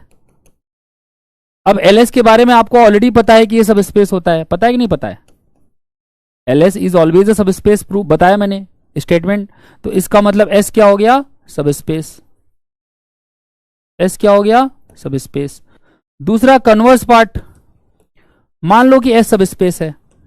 अब प्रूफ क्या करना है? प्रूफ करना है कि एल एस बराबर एस है। अब ध्यान से सुनना, एस सब स्पेस है, ऑल्सो एस हमेशा एस का सबसेट होता है। और आपको एक रिजल्ट बताया है अभी मैंने, थ्योरम नंबर 1 जो थी उसमें क्या कहा था कि किसी भी सब स्पेस में अगर एस कंटेंट है तो उसी सब स्पेस में एल एस भी कंटेंट होगा। तो यहां अगर मैं एस को सब स्पेस बोल रहा हूं तो क्योंकि मुझे पता है एस में एस हमेशा कंटेंट होता है, इसका मतलब एल एस भी कहां कंटेंट होगा? एस में। पर एल एस तो एस को भी हमेशा कंटेंट करता है, S is always subset of L S. तो एल एस एस में कंटेंट हो गया by definition of L S, और एस एल एस में हमेशा कंटेंट होता ही है by definition of L S. इसका मतलब ये होगा कि एल एस एस के बराबर हो गया। ये है प्रूफ। तो अगर एस सब स्पेस है, सॉरी, अगर एल एस एस के बराबर है तो एस डेफिनेटली सब स्पेस है क्योंकि एल एस सब स्पेस होता है। अगर एस सब स्पेस है तो क्योंकि एस हमेशा एस का सबसेट होता है और रिजल्ट कहता है कि एल एस हर एक उस सब स्पेस में कंटेंट होता है जो एस को कंटेन करे, तो एल एस एस में कंटेन हो जाएगा। लेकिन एस तो हमेशा ही एल एस का सबसेट होता है, इसका मतलब एल एस एस के बराबर हो जाएगा। ठीक है, समझ में आई बात?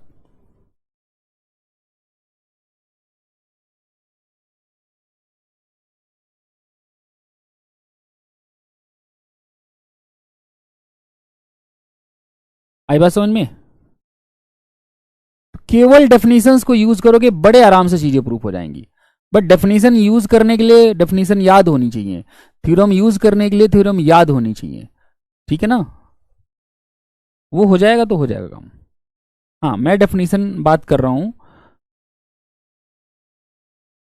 ध्यान से देखना डेफिनेशन जो मैं यहां पे बताने वाला हूं। यहां मैं डेफिनेशन इस बात की बता रहा हूं कि हम कब कहते हैं कि कोई एस किसी वेक्टर स्पेस को स्पैन करता है। ऐसे बहुत सारे क्वेश्चन आते हैं इसमें बोलते हैं कि कोई एस किससे स्पैन हो रहा है, कोई एस किससे स्पैन हो रहा है। जैसे मैं एक एग्जांपल से पहले समझाऊं तो ज्यादा क्लियर होगा। एक चीज ऑब्जर्व करना, आप लोग हमेशा ये मत सोचने लगा करो कि क्या कर रहे हैं। जो मैं यहां पे ऑब्जर्व करा रहा था पहले उसको सोचा करो कि ये क्या, मतलब ऑब्जर्वेशन में क्या आ रहा है, फिर मैं डेफिनेशन बनाऊंगा वहां से। ध्यान से सुनना, बहुत ध्यान से। मान लो मैं एक सब स्पेस, मान लो वेक्टर स्पेस में वी ले लेता हूं, सपोज करो R2x2। R2x2 क्या होता है? Set of all 2x2 matrices with real entries. मान लो फील्ड मैंने रियल नंबर का ले लिया। मैं कुछ समझाना चाह रहा हूं, बहुत ध्यान से समझना प्लीज। मान लो मैंने W लिया है, सपोज करो W में मैंने क्या लिए हैं? ये लिए हैं AB01, 01 नहीं आ सकता, AB0C सपोज करो, जहां ABC जो है वो सपोज करो रियल नंबर है। मेरा क्वेश्चन क्या है उसको ध्यान से समझना। मेरा क्वेश्चन है कि W is span of which subset of V। ये क्वेश्चन अलग सा है, तुमको लगे ये क्या पूछ रहे हैं, इसका मतलब आप समझ पा रहे हो मैं क्या कह रहा हूं? इस क्वेश्चन का मतलब समझिए, पहले समझिएगा बहुत ध्यान से, ठीक है ना, बहुत ध्यान सुनिए कि V दिया है, F दिया है, मैंने एक W दिया, मैं क्वेश्चन क्या पूछ रहा हूं कि W is span of which subset of V। मतलब मैं ये पूछ रहा हूं कि ऐसा कौन सा सबसेट है, S ऐसा क्या लूं मैं, है ना, S ऐसा क्या लूं जो कि सबसेट ऑफ V हो, है ना, और जो आपका स्पैन है S का मतलब LS वो W के बराबर आ जाए। क्वेश्चन समझ में आया कि नहीं समझ में आया, पहले ये बताओ। ये क्वेश्चन में पूछ रहे हैं, ये W दिया हुआ है, आपसे पूछ रहे हैं कि W अगर स्पैन है किसी सबसेट ऑफ V का तो वो सबसेट कौन सा है, समझ रहे हो?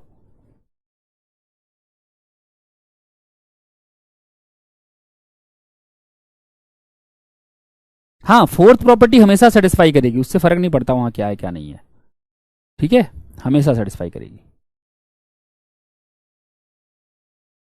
ठीक है, ये आपसे पूछा जा रहा है, तो कैसे करोगे, ये क्वेश्चन करने का तरीका क्या होता है मैं बता देता हूं। ये मैंने मैट्रिसेस के लिए पूछा है, बट ये किसी के लिए भी पूछ सकते हैं। वो 5 वेक्टर स्पेस में कोई भी सब स्पेस दे के पूछ सकते हैं कि ये सब स्पेस कौन से सबसेट का स्पैन है ना, कौन से सबसेट का क्या है, स्पैन है। जिस सबसेट का स्पैन होता है हम आगे चल करके बोलेंगे कि W is spend by S। तो जब ऐसा S हम ढूंढ लेते हैं ना, तो जो ये S आता है हम बोलते हैं W is spend by S। क्या बोलते हैं? W is spend by S, ठीक है ना, आई बात समझ में? वही पूछना है बेटा, LS W के बराबर कैसे, वही देखना है। ध्यान से सुनना कैसे करते हैं ये क्वेश्चन, ध्यान सुनो मेरी बात। ऐसा S ढूंढना है कि LS बराबर W हो जाए। एक से ज्यादा ऐसे S भी आ सकते हैं, इनफैक्ट अनकाउंटेबली में नहीं हो सकते हैं, लेकिन आपको एक ढूंढ के बताना है। ये यूनिक नहीं मिलता, ऐसा S जो मिलता है इट इज नॉट यूनिक, ठीक है। कैसे ढूंढते वो बताता हूं। पहला काम क्या किया करो कि W का कोई भी जनरल एलिमेंट उठाओ। W का एलिमेंट कैसा दिखता है?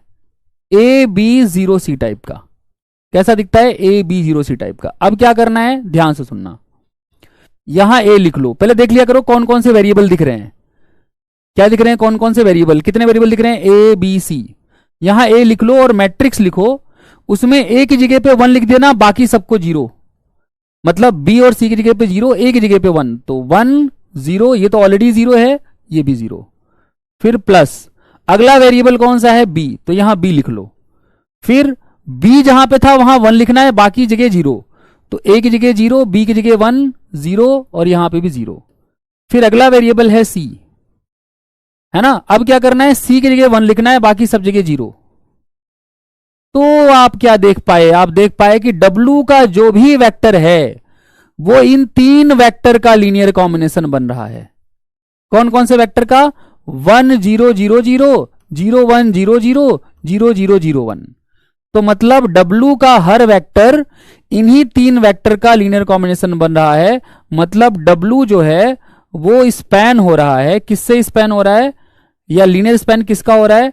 W लीनियर स्पैन हो रहा है इन 3 वेक्टर्स का, 1 0 0 0 0 1 0 0 और 0 0 0 1। आई बात समझ में? क्यों ऐसा कह पा रहा हूं? क्योंकि W का कोई भी वेक्टर देख लो वो इन्हीं तीनों का लीनियर कॉम्बिनेशन है। वो इन्हीं तीनों का क्या है? लीनियर कॉम्बिनेशन है, ठीक है ना। तो आपको लीनियर देखना है कि ये किनका लीनियर कॉम्बिनेशन आ रहा है।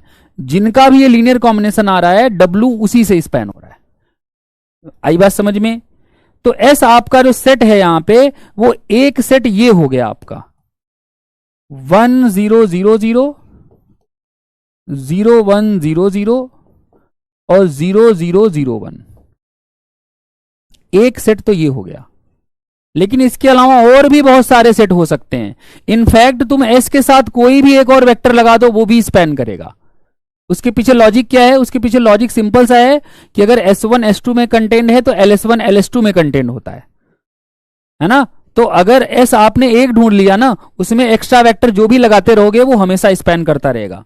मतलब एक अगर आपने एस ढूंढ लिया तो ऐसे अनकाउंटेबली मेनी एस आप बना सकते हो।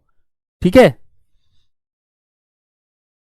इस बार अल्फा की जगह पे एबीसी है। हाँ बिल्कुल।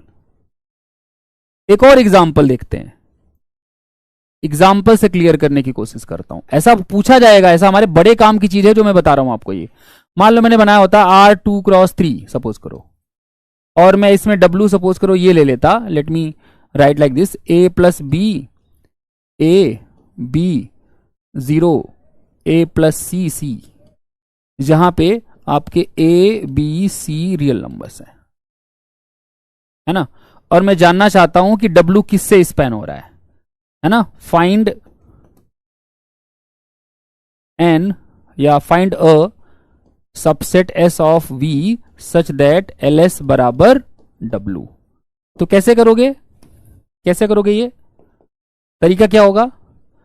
A plus B, A B 0, A plus C और C। अब मैंने क्या बताया, वेरिएबल देखो कौन कौन से हैं।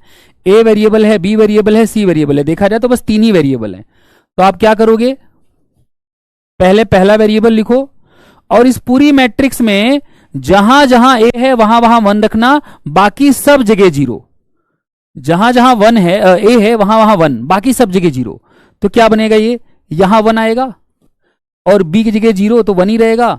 A की जगह 1, B की जगह 0 0, A की जगह 1, C की जगह 0, तो एक तो ये आ गया। फिर B बाहर लिख लो। अब जहां जहां B है वहां वहां 1 रख दो, बाकी सबको 0 कर दो। ट्रिक बता रहा हूं, तुम कहते हो आसान तरीका बताओ, दिस इज द आसान तरीका। B की जगह 1 रखो, बाकी सब जगह 0, तो ये हो जाएगा 1 0 1 0 0 0। ठीक है, फिर लास्ट में कौन सा वेरिएबल बचा? C। तो C की जगह पे क्या हो गया? 1, बाकी सब जगह 0, तो 0 0 0 0 1 1। अब आप इसको जोड़ के देखो, यही आ जाएगा। ठीक है, आ रही बात समझ में? तो ये आपका बेसिकली हर W का वेक्टर इन 3 वेक्टर का लीनियर कॉम्बिनेशन बन गया। कौन से 3 वेक्टर का? पहला वेक्टर, दूसरा वेक्टर, तीसरा वेक्टर। इसका मतलब W इन तीनों से स्पैन हो रहा है ना। तो W किससे स्पैन हो रहा है? किसका लीनियर स्पैन है W? इन 3 वेक्टर का। 1 1 0 0 1 0, 1 0 1 0 0 0, 0 0 0 0 1 1। आई बात समझ में? ठीक है,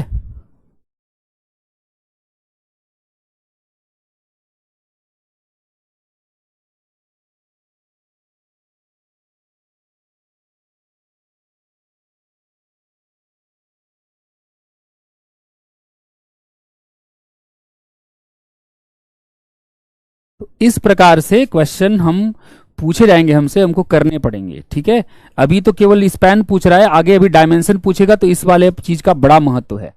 ठीक है, अब डेफिनेशन की बात कर लेते हैं। डेफिनेशन क्या है?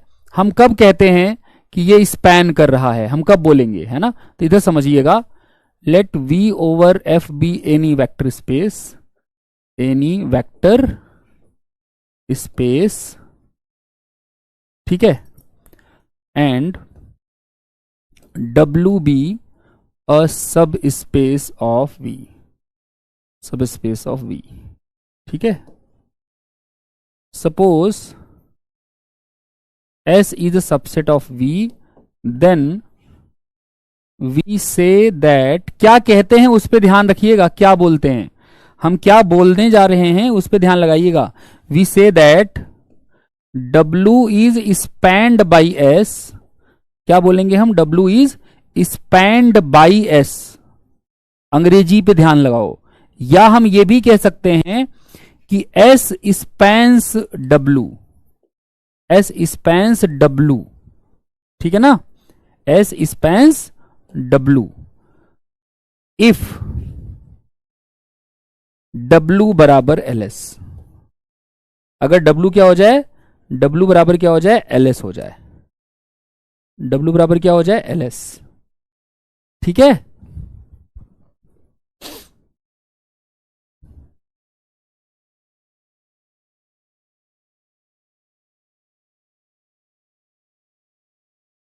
रोशन कह रहे हैं कि sir A plus B, A B, A और क्या है अगला, सी।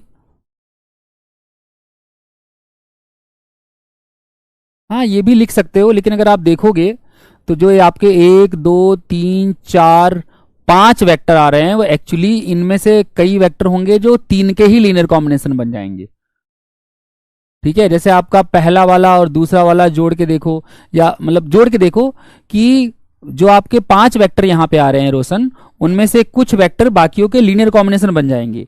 तो जो smallest possible number of vector है ना, वो ये 3 है ना, जो smallest possible number of vector है वो 3 है। अदरवाइज आप ऐसे भी कर सकते हो, 5 तो नहीं, 5 क्यों लिखा है आपने, मतलब ए प्लस बी कॉमन ले लिया, फिर ए अलग कॉमन ले लिया, फिर सी अलग, बी कहाँ गया, वो यहाँ पे बी कैसे आएगा, वो एक बार देख लेना बी आ रहा है कि नहीं। मैंने पूरा कैलकुलेशन चेक नहीं किया है, जस्ट चेक कि वहां बी आ रहा है कि नहीं, यहाँ बी कैसे आ रहा है, बी तो लिखा नहीं है आपने, है ना। एक बार देख लेना, मतलब जो कैलकुलेशन करो कॉमन ले सकते हो। जैसे यहाँ पे ए बी सी कॉमन लेने का मकसद केवल इतना था कि जो सबसे छोटा पॉसिबल सेट है वो मैं निकालूं। बट ऐसा भी हो सकता है कि भाई आप जो है ए प्लस बी पूरा कॉमन ले लो, आप ए प्लस सी पूरा कॉमन ले लो, है ना। लेकिन फिर जब कॉमन लो तो उसको मल्टीप्लाई करके पूरा ये बनना चाहिए, ठीक है। ये कंपलसरी है कि हर बार एलसी बन जाए, हाँ किसी न किसी का तो बनेगा ही ना। जितने भी हमने वेक्टर स्पेसेस पढ़े हैं, 1 2 को छोड़ दो, बस इस सीक्वेंस वाला छोड़ दो और फंक्शन वाला छोड़ दो और पॉलिनोमियल वाला छोड़ दो, 3 छोड़ दो, बाकी सब में तो किसी न किसी का बन जाएगा, ठीक है, किसी न किसी का बन जाएगा पक्का कंफर्म। तो यही मैं बता रहा हूं कि अगर V ओवर F कोई भी वेक्टर स्पेस है और W कोई सब स्पेस है V का, और सपोज करो S ऐसा है V का सबसेट, कोई भी सबसेट है, तो हम बोलेंगे कि W is spend by S और S स्पैन्स W अगर W बराबर LS हो जाए। अगर W बराबर क्या हो जाए, LS। कैसे पता चलेगा कि W बराबर कौन से LS के है, तो वो मैंने तरीका बता दिया कैसे वो S फाइंड करना होता है। अगर है तो वो S कैसे फाइंड करना होता है, यू हैव दैट मेथड, ठीक है ना। तो ये अपने पास एक फंडा आ गया कि भाई कैसे चेक करेंगे कि W जो है लीनियर कॉम्बिनेशन है किन वेक्टर्स का, ठीक है। अब एक चीज देखना ध्यान से, एग्जाम्पल यहां पे एक चीज देखना। जैसे अगर मैं मान लो V लेता, सपोज करो FN। अब ये पूछ लेगा कोई FN क्या है, बेटा मत पूछना प्लीज, मैं थोड़ा सा परेशान हो जाता हूं। So let me consider FN over F।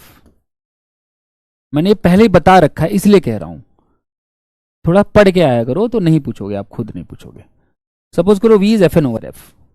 मैं जानना चाहता हूं V किससे स्पैन हो रहा है। मेरा क्वेश्चन क्या है, दिमाग में रखना, मैं जानना चाहता हूं V किससे स्पैन हो रहा है। तो V मान लो जब मैं यहां लिख रहा होता हूं ना, तो आप उधर क्वेश्चन मत पूछा करो, क्योंकि वो ऊपर उठता जाता है, फिर मैं देख नहीं पाता हूं किसने क्या पूछा है। जब मैं यहां समझा रहा हूं तो केवल यहां निगाहें हूं, अपने क्वेश्चन तब पूछा करो जब मैं उधर देखा करूं। V जो है ऐसा होता है ना, याद है A1 A2 A3। चलो ऐसा करता हूं, मैं आपको समझाने के लिए सिंपल कर लेता हूं। मान लो मैं F3 लिख देता हूं, तो A1 A2 A3 आएगा, जहां A1 A2 A3 क्या है, F के एलिमेंट है। अब मैं जानना चाहता हूं कि V किससे स्पैन हो रहा है ना, V किससे स्पैन हो रहा है। अब ध्यान सुनना, जो आपका ये A1 A2 A3 है, इसमें कितने वेरिएबल हैं, 3। तो आप A1 कॉमन ले लो, कॉमन लेने का मतलब A1 लिख लो, A1 की जगह 1, बाकी सब जगह 0 रख दो। फिर आप A2 लिख लो और बाकी सब की जगह, A2 की जगह 1, बाकी सब जगह 0 रख दो। फिर आप A3 लिख लो, A3 की जगह 1 कर दो, बाकी सब जगह 0 कर दो।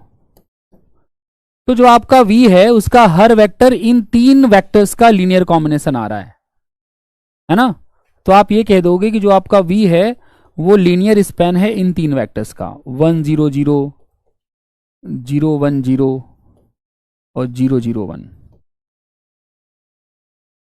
ठीक है। समझ रहे हो नहीं समझ रहे हो? ठीक है, इन जनरल अगर आप Fn की बात करो, if we talk about Fn, in general if I talk about Fn, है ना, Fn, तो आपका V अगर Fn ओवर F है, और मैं यहां पे V अगर लिखूंगा तो आपको पता ही है क्या एलिमेंट आते हैं, A1 A2 dot dot dot An, जहां पे A1 A2 सब के सब क्या है, F के एलिमेंट है कि नहीं? तो ये किससे स्पैन होगा पता है? V स्पैन होगा 1 0 0 डॉट डॉट डॉट सारे जीरो, फिर 0 1 बाकी सारे जीरो, फिर लास्ट में so on 0 0 and so on 0 और लास्ट में 1। तो ये n वेक्टर्स हैं। ये E1 है जिसमें पहला कंपोनेंट 1 बाकी 0, ये E2 है जिसमें दूसरा कंपोनेंट 1 बाकी 0, ये E3 है जिसमें तीसरा कंपोनेंट 1 बाकी सॉरी E3 नहीं है, En है, ये En है जिसमें nवां कंपोनेंट nth कंपोनेंट 1 बाकी 0। सूरज कह रहे हैं स्टैंडर्ड बेसिस, ठीक है, अब सही बात बोल रहे हैं, स्टैंडर्ड बेसिस है, ठीक है। अभी बेसिस हालांकि मैंने नहीं बताया है, ठीक है, चलो कोई बात नहीं, स्टैंडर्ड बेसिस है, सही कह रहे हो, ठीक है, गलत नहीं बोल रहे हो। अब देखो, ठीक है, आई बात समझ में यहां तक? किसी को दिक्कत हो, समस्या हो, परेशानी हो तो बता दो। तो ये भी हम देखेंगे ऐसे ही। अगर आप मैट्रिसेस वाला लोगे, अब आपका होमवर्क दे रहा हूं मैं, होमवर्क है, होमवर्क जरूर किया करो, ठीक है। होमवर्क ये है कि V अगर आपका R2x3 है तो फाइंड S, है ना, सच दैट V बराबर LS, है ना। और इन जनरल अगर V आपका RN×N है या M×N है, तो इस केस में भी फाइंड करो S सच दैट V बराबर LS, ठीक है। ऐसे ही अगर मैं पॉलिनोमियल वाला लूं, पॉलिनोमियल वाला देखना इधर एग्जांपल के लिए, एग्जांपल दे रहा हूं मैं, ठीक है, यही दो करके ले आना तुम। मान लो मैं polynomial of degree at most n लेता हूं, PNR या PNF, तो इसमें आता है A0 plus A1x plus so on plus ANX की पावर n, जहां पे ये A0 A1 सब किसके एलिमेंट है, F के। अब अगर आप देखो तो यहां खुद ही बोल रहा है कि ये किनका लीनियर कॉम्बिनेशन है। इसको मैं 1 लिख दूं अगर मल्टीप्लाई में, तो ये किसका लीनियर कॉम्बिनेशन है, A0 into 1 A1 into x and so on ANX की पावर n। तो ये लीनियर कॉम्बिनेशन हो गया 1 x x square and so on x की पावर n का। तो जो PNF है वो किससे स्पैन होता है, किससे स्पैन होता है, 1 x x square x cube and so on, ठीक है।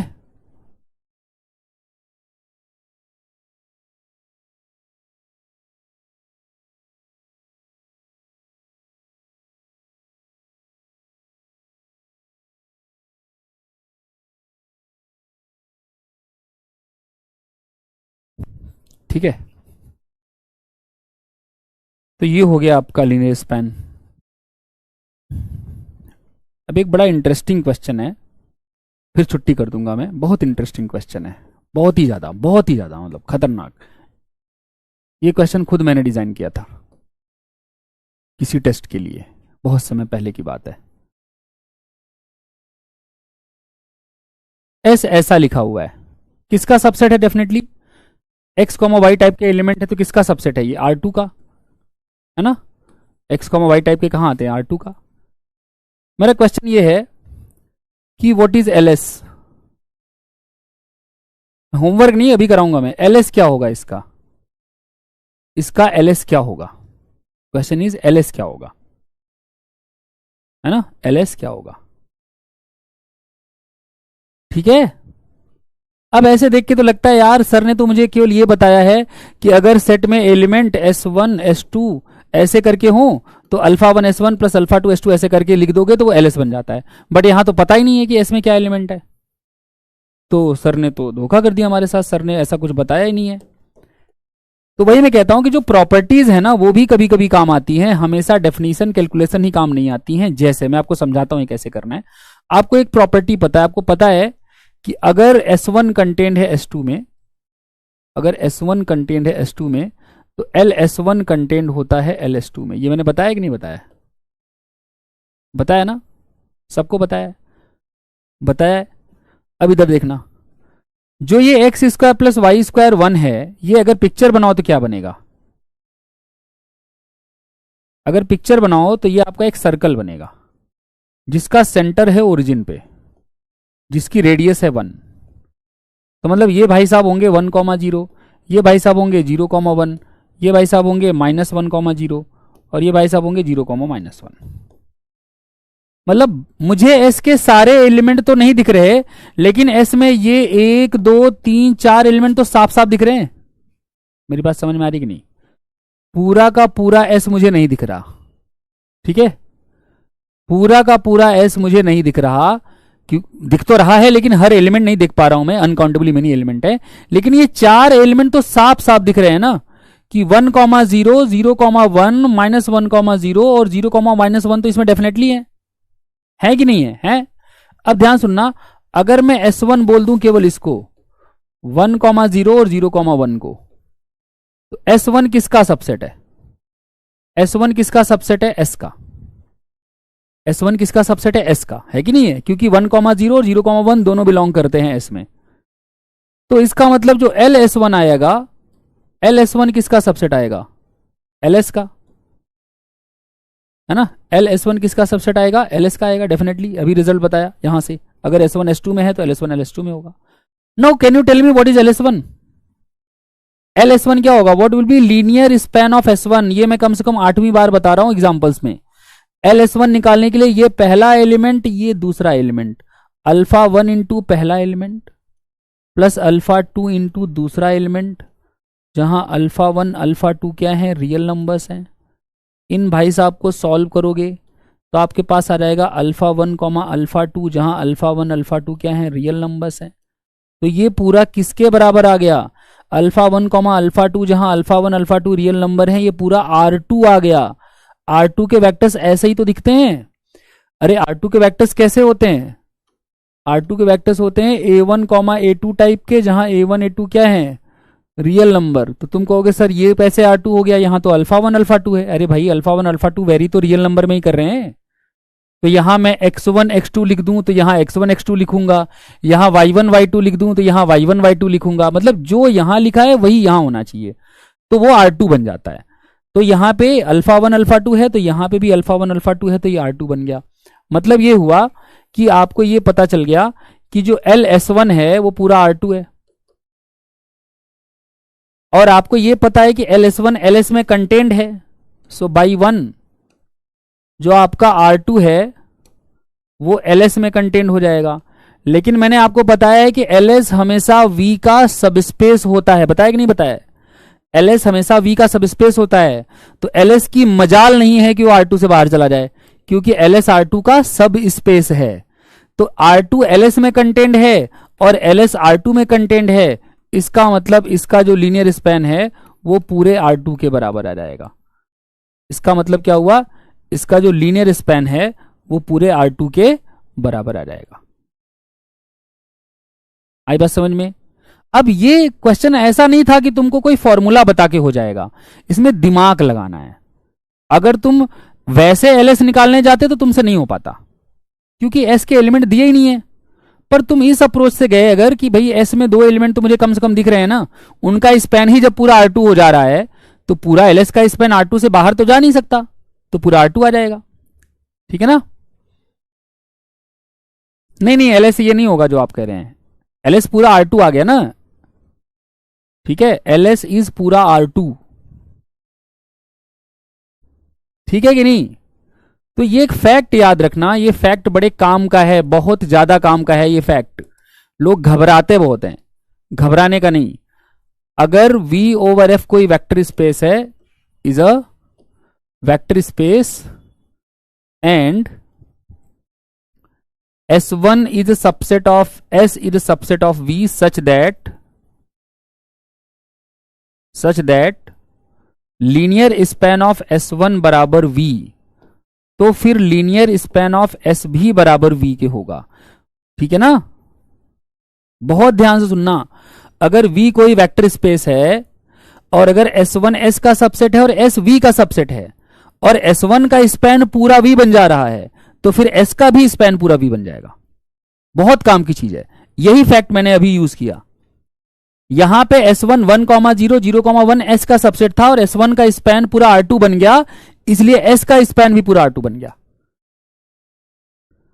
हाँ ओम प्रकाश, आप -1,0 0,-1 भी ले सकते हैं, ठीक है, आई बात समझ में, -1,0 0,-1 भी ले सकते हैं। आई थिंक ऐसा कोई डीपीपी में क्वेश्चन था, इसीलिए मैंने ये टॉपिक करा दिया, है ना। अब आपके लिए होमवर्क है, ये प्लीज ये होमवर्क करके आना प्लीज, ये इट्स अ रिक्वेस्ट। सपोज करो मैं एस में वो x, y ले रहा हूं जिसके लिए mod of x plus mod of y 1 हो, है ना। किसका सबसेट है बेटा ये? R2 का, है ना। और मेरा क्वेश्चन ये है देन ls, है ना, देन पहला मतलब a, ls is proper subspace of R2। दूसरा ls is equal to R2। तीसरा ls is equal to s। चौथा ls is not equal to s। ये आपका होमवर्क है, कल की क्लास में यहीं से आरंभ करूंगा, ठीक है। आई बात समझ में। s क्या दिया हुआ है? वो एक्स वाई जिनके लिए mod x plus mod y 1 हो। आपको देखना है कि क्या ls प्रॉपर सब स्पेस है R2 का, कि ls पूरा R2 है, कि ls s के बराबर है, कि ls s के बराबर नहीं है, ठीक है। चलिए आज की क्लास यहीं समाप्त करते हैं और कल पुनः आपसे मुलाकात होगी 7:30 बजे, ठीक है।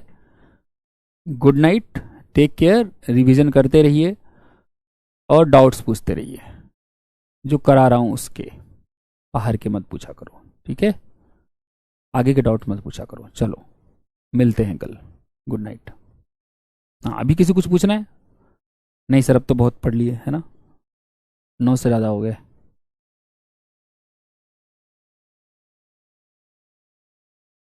ठीक है चलो।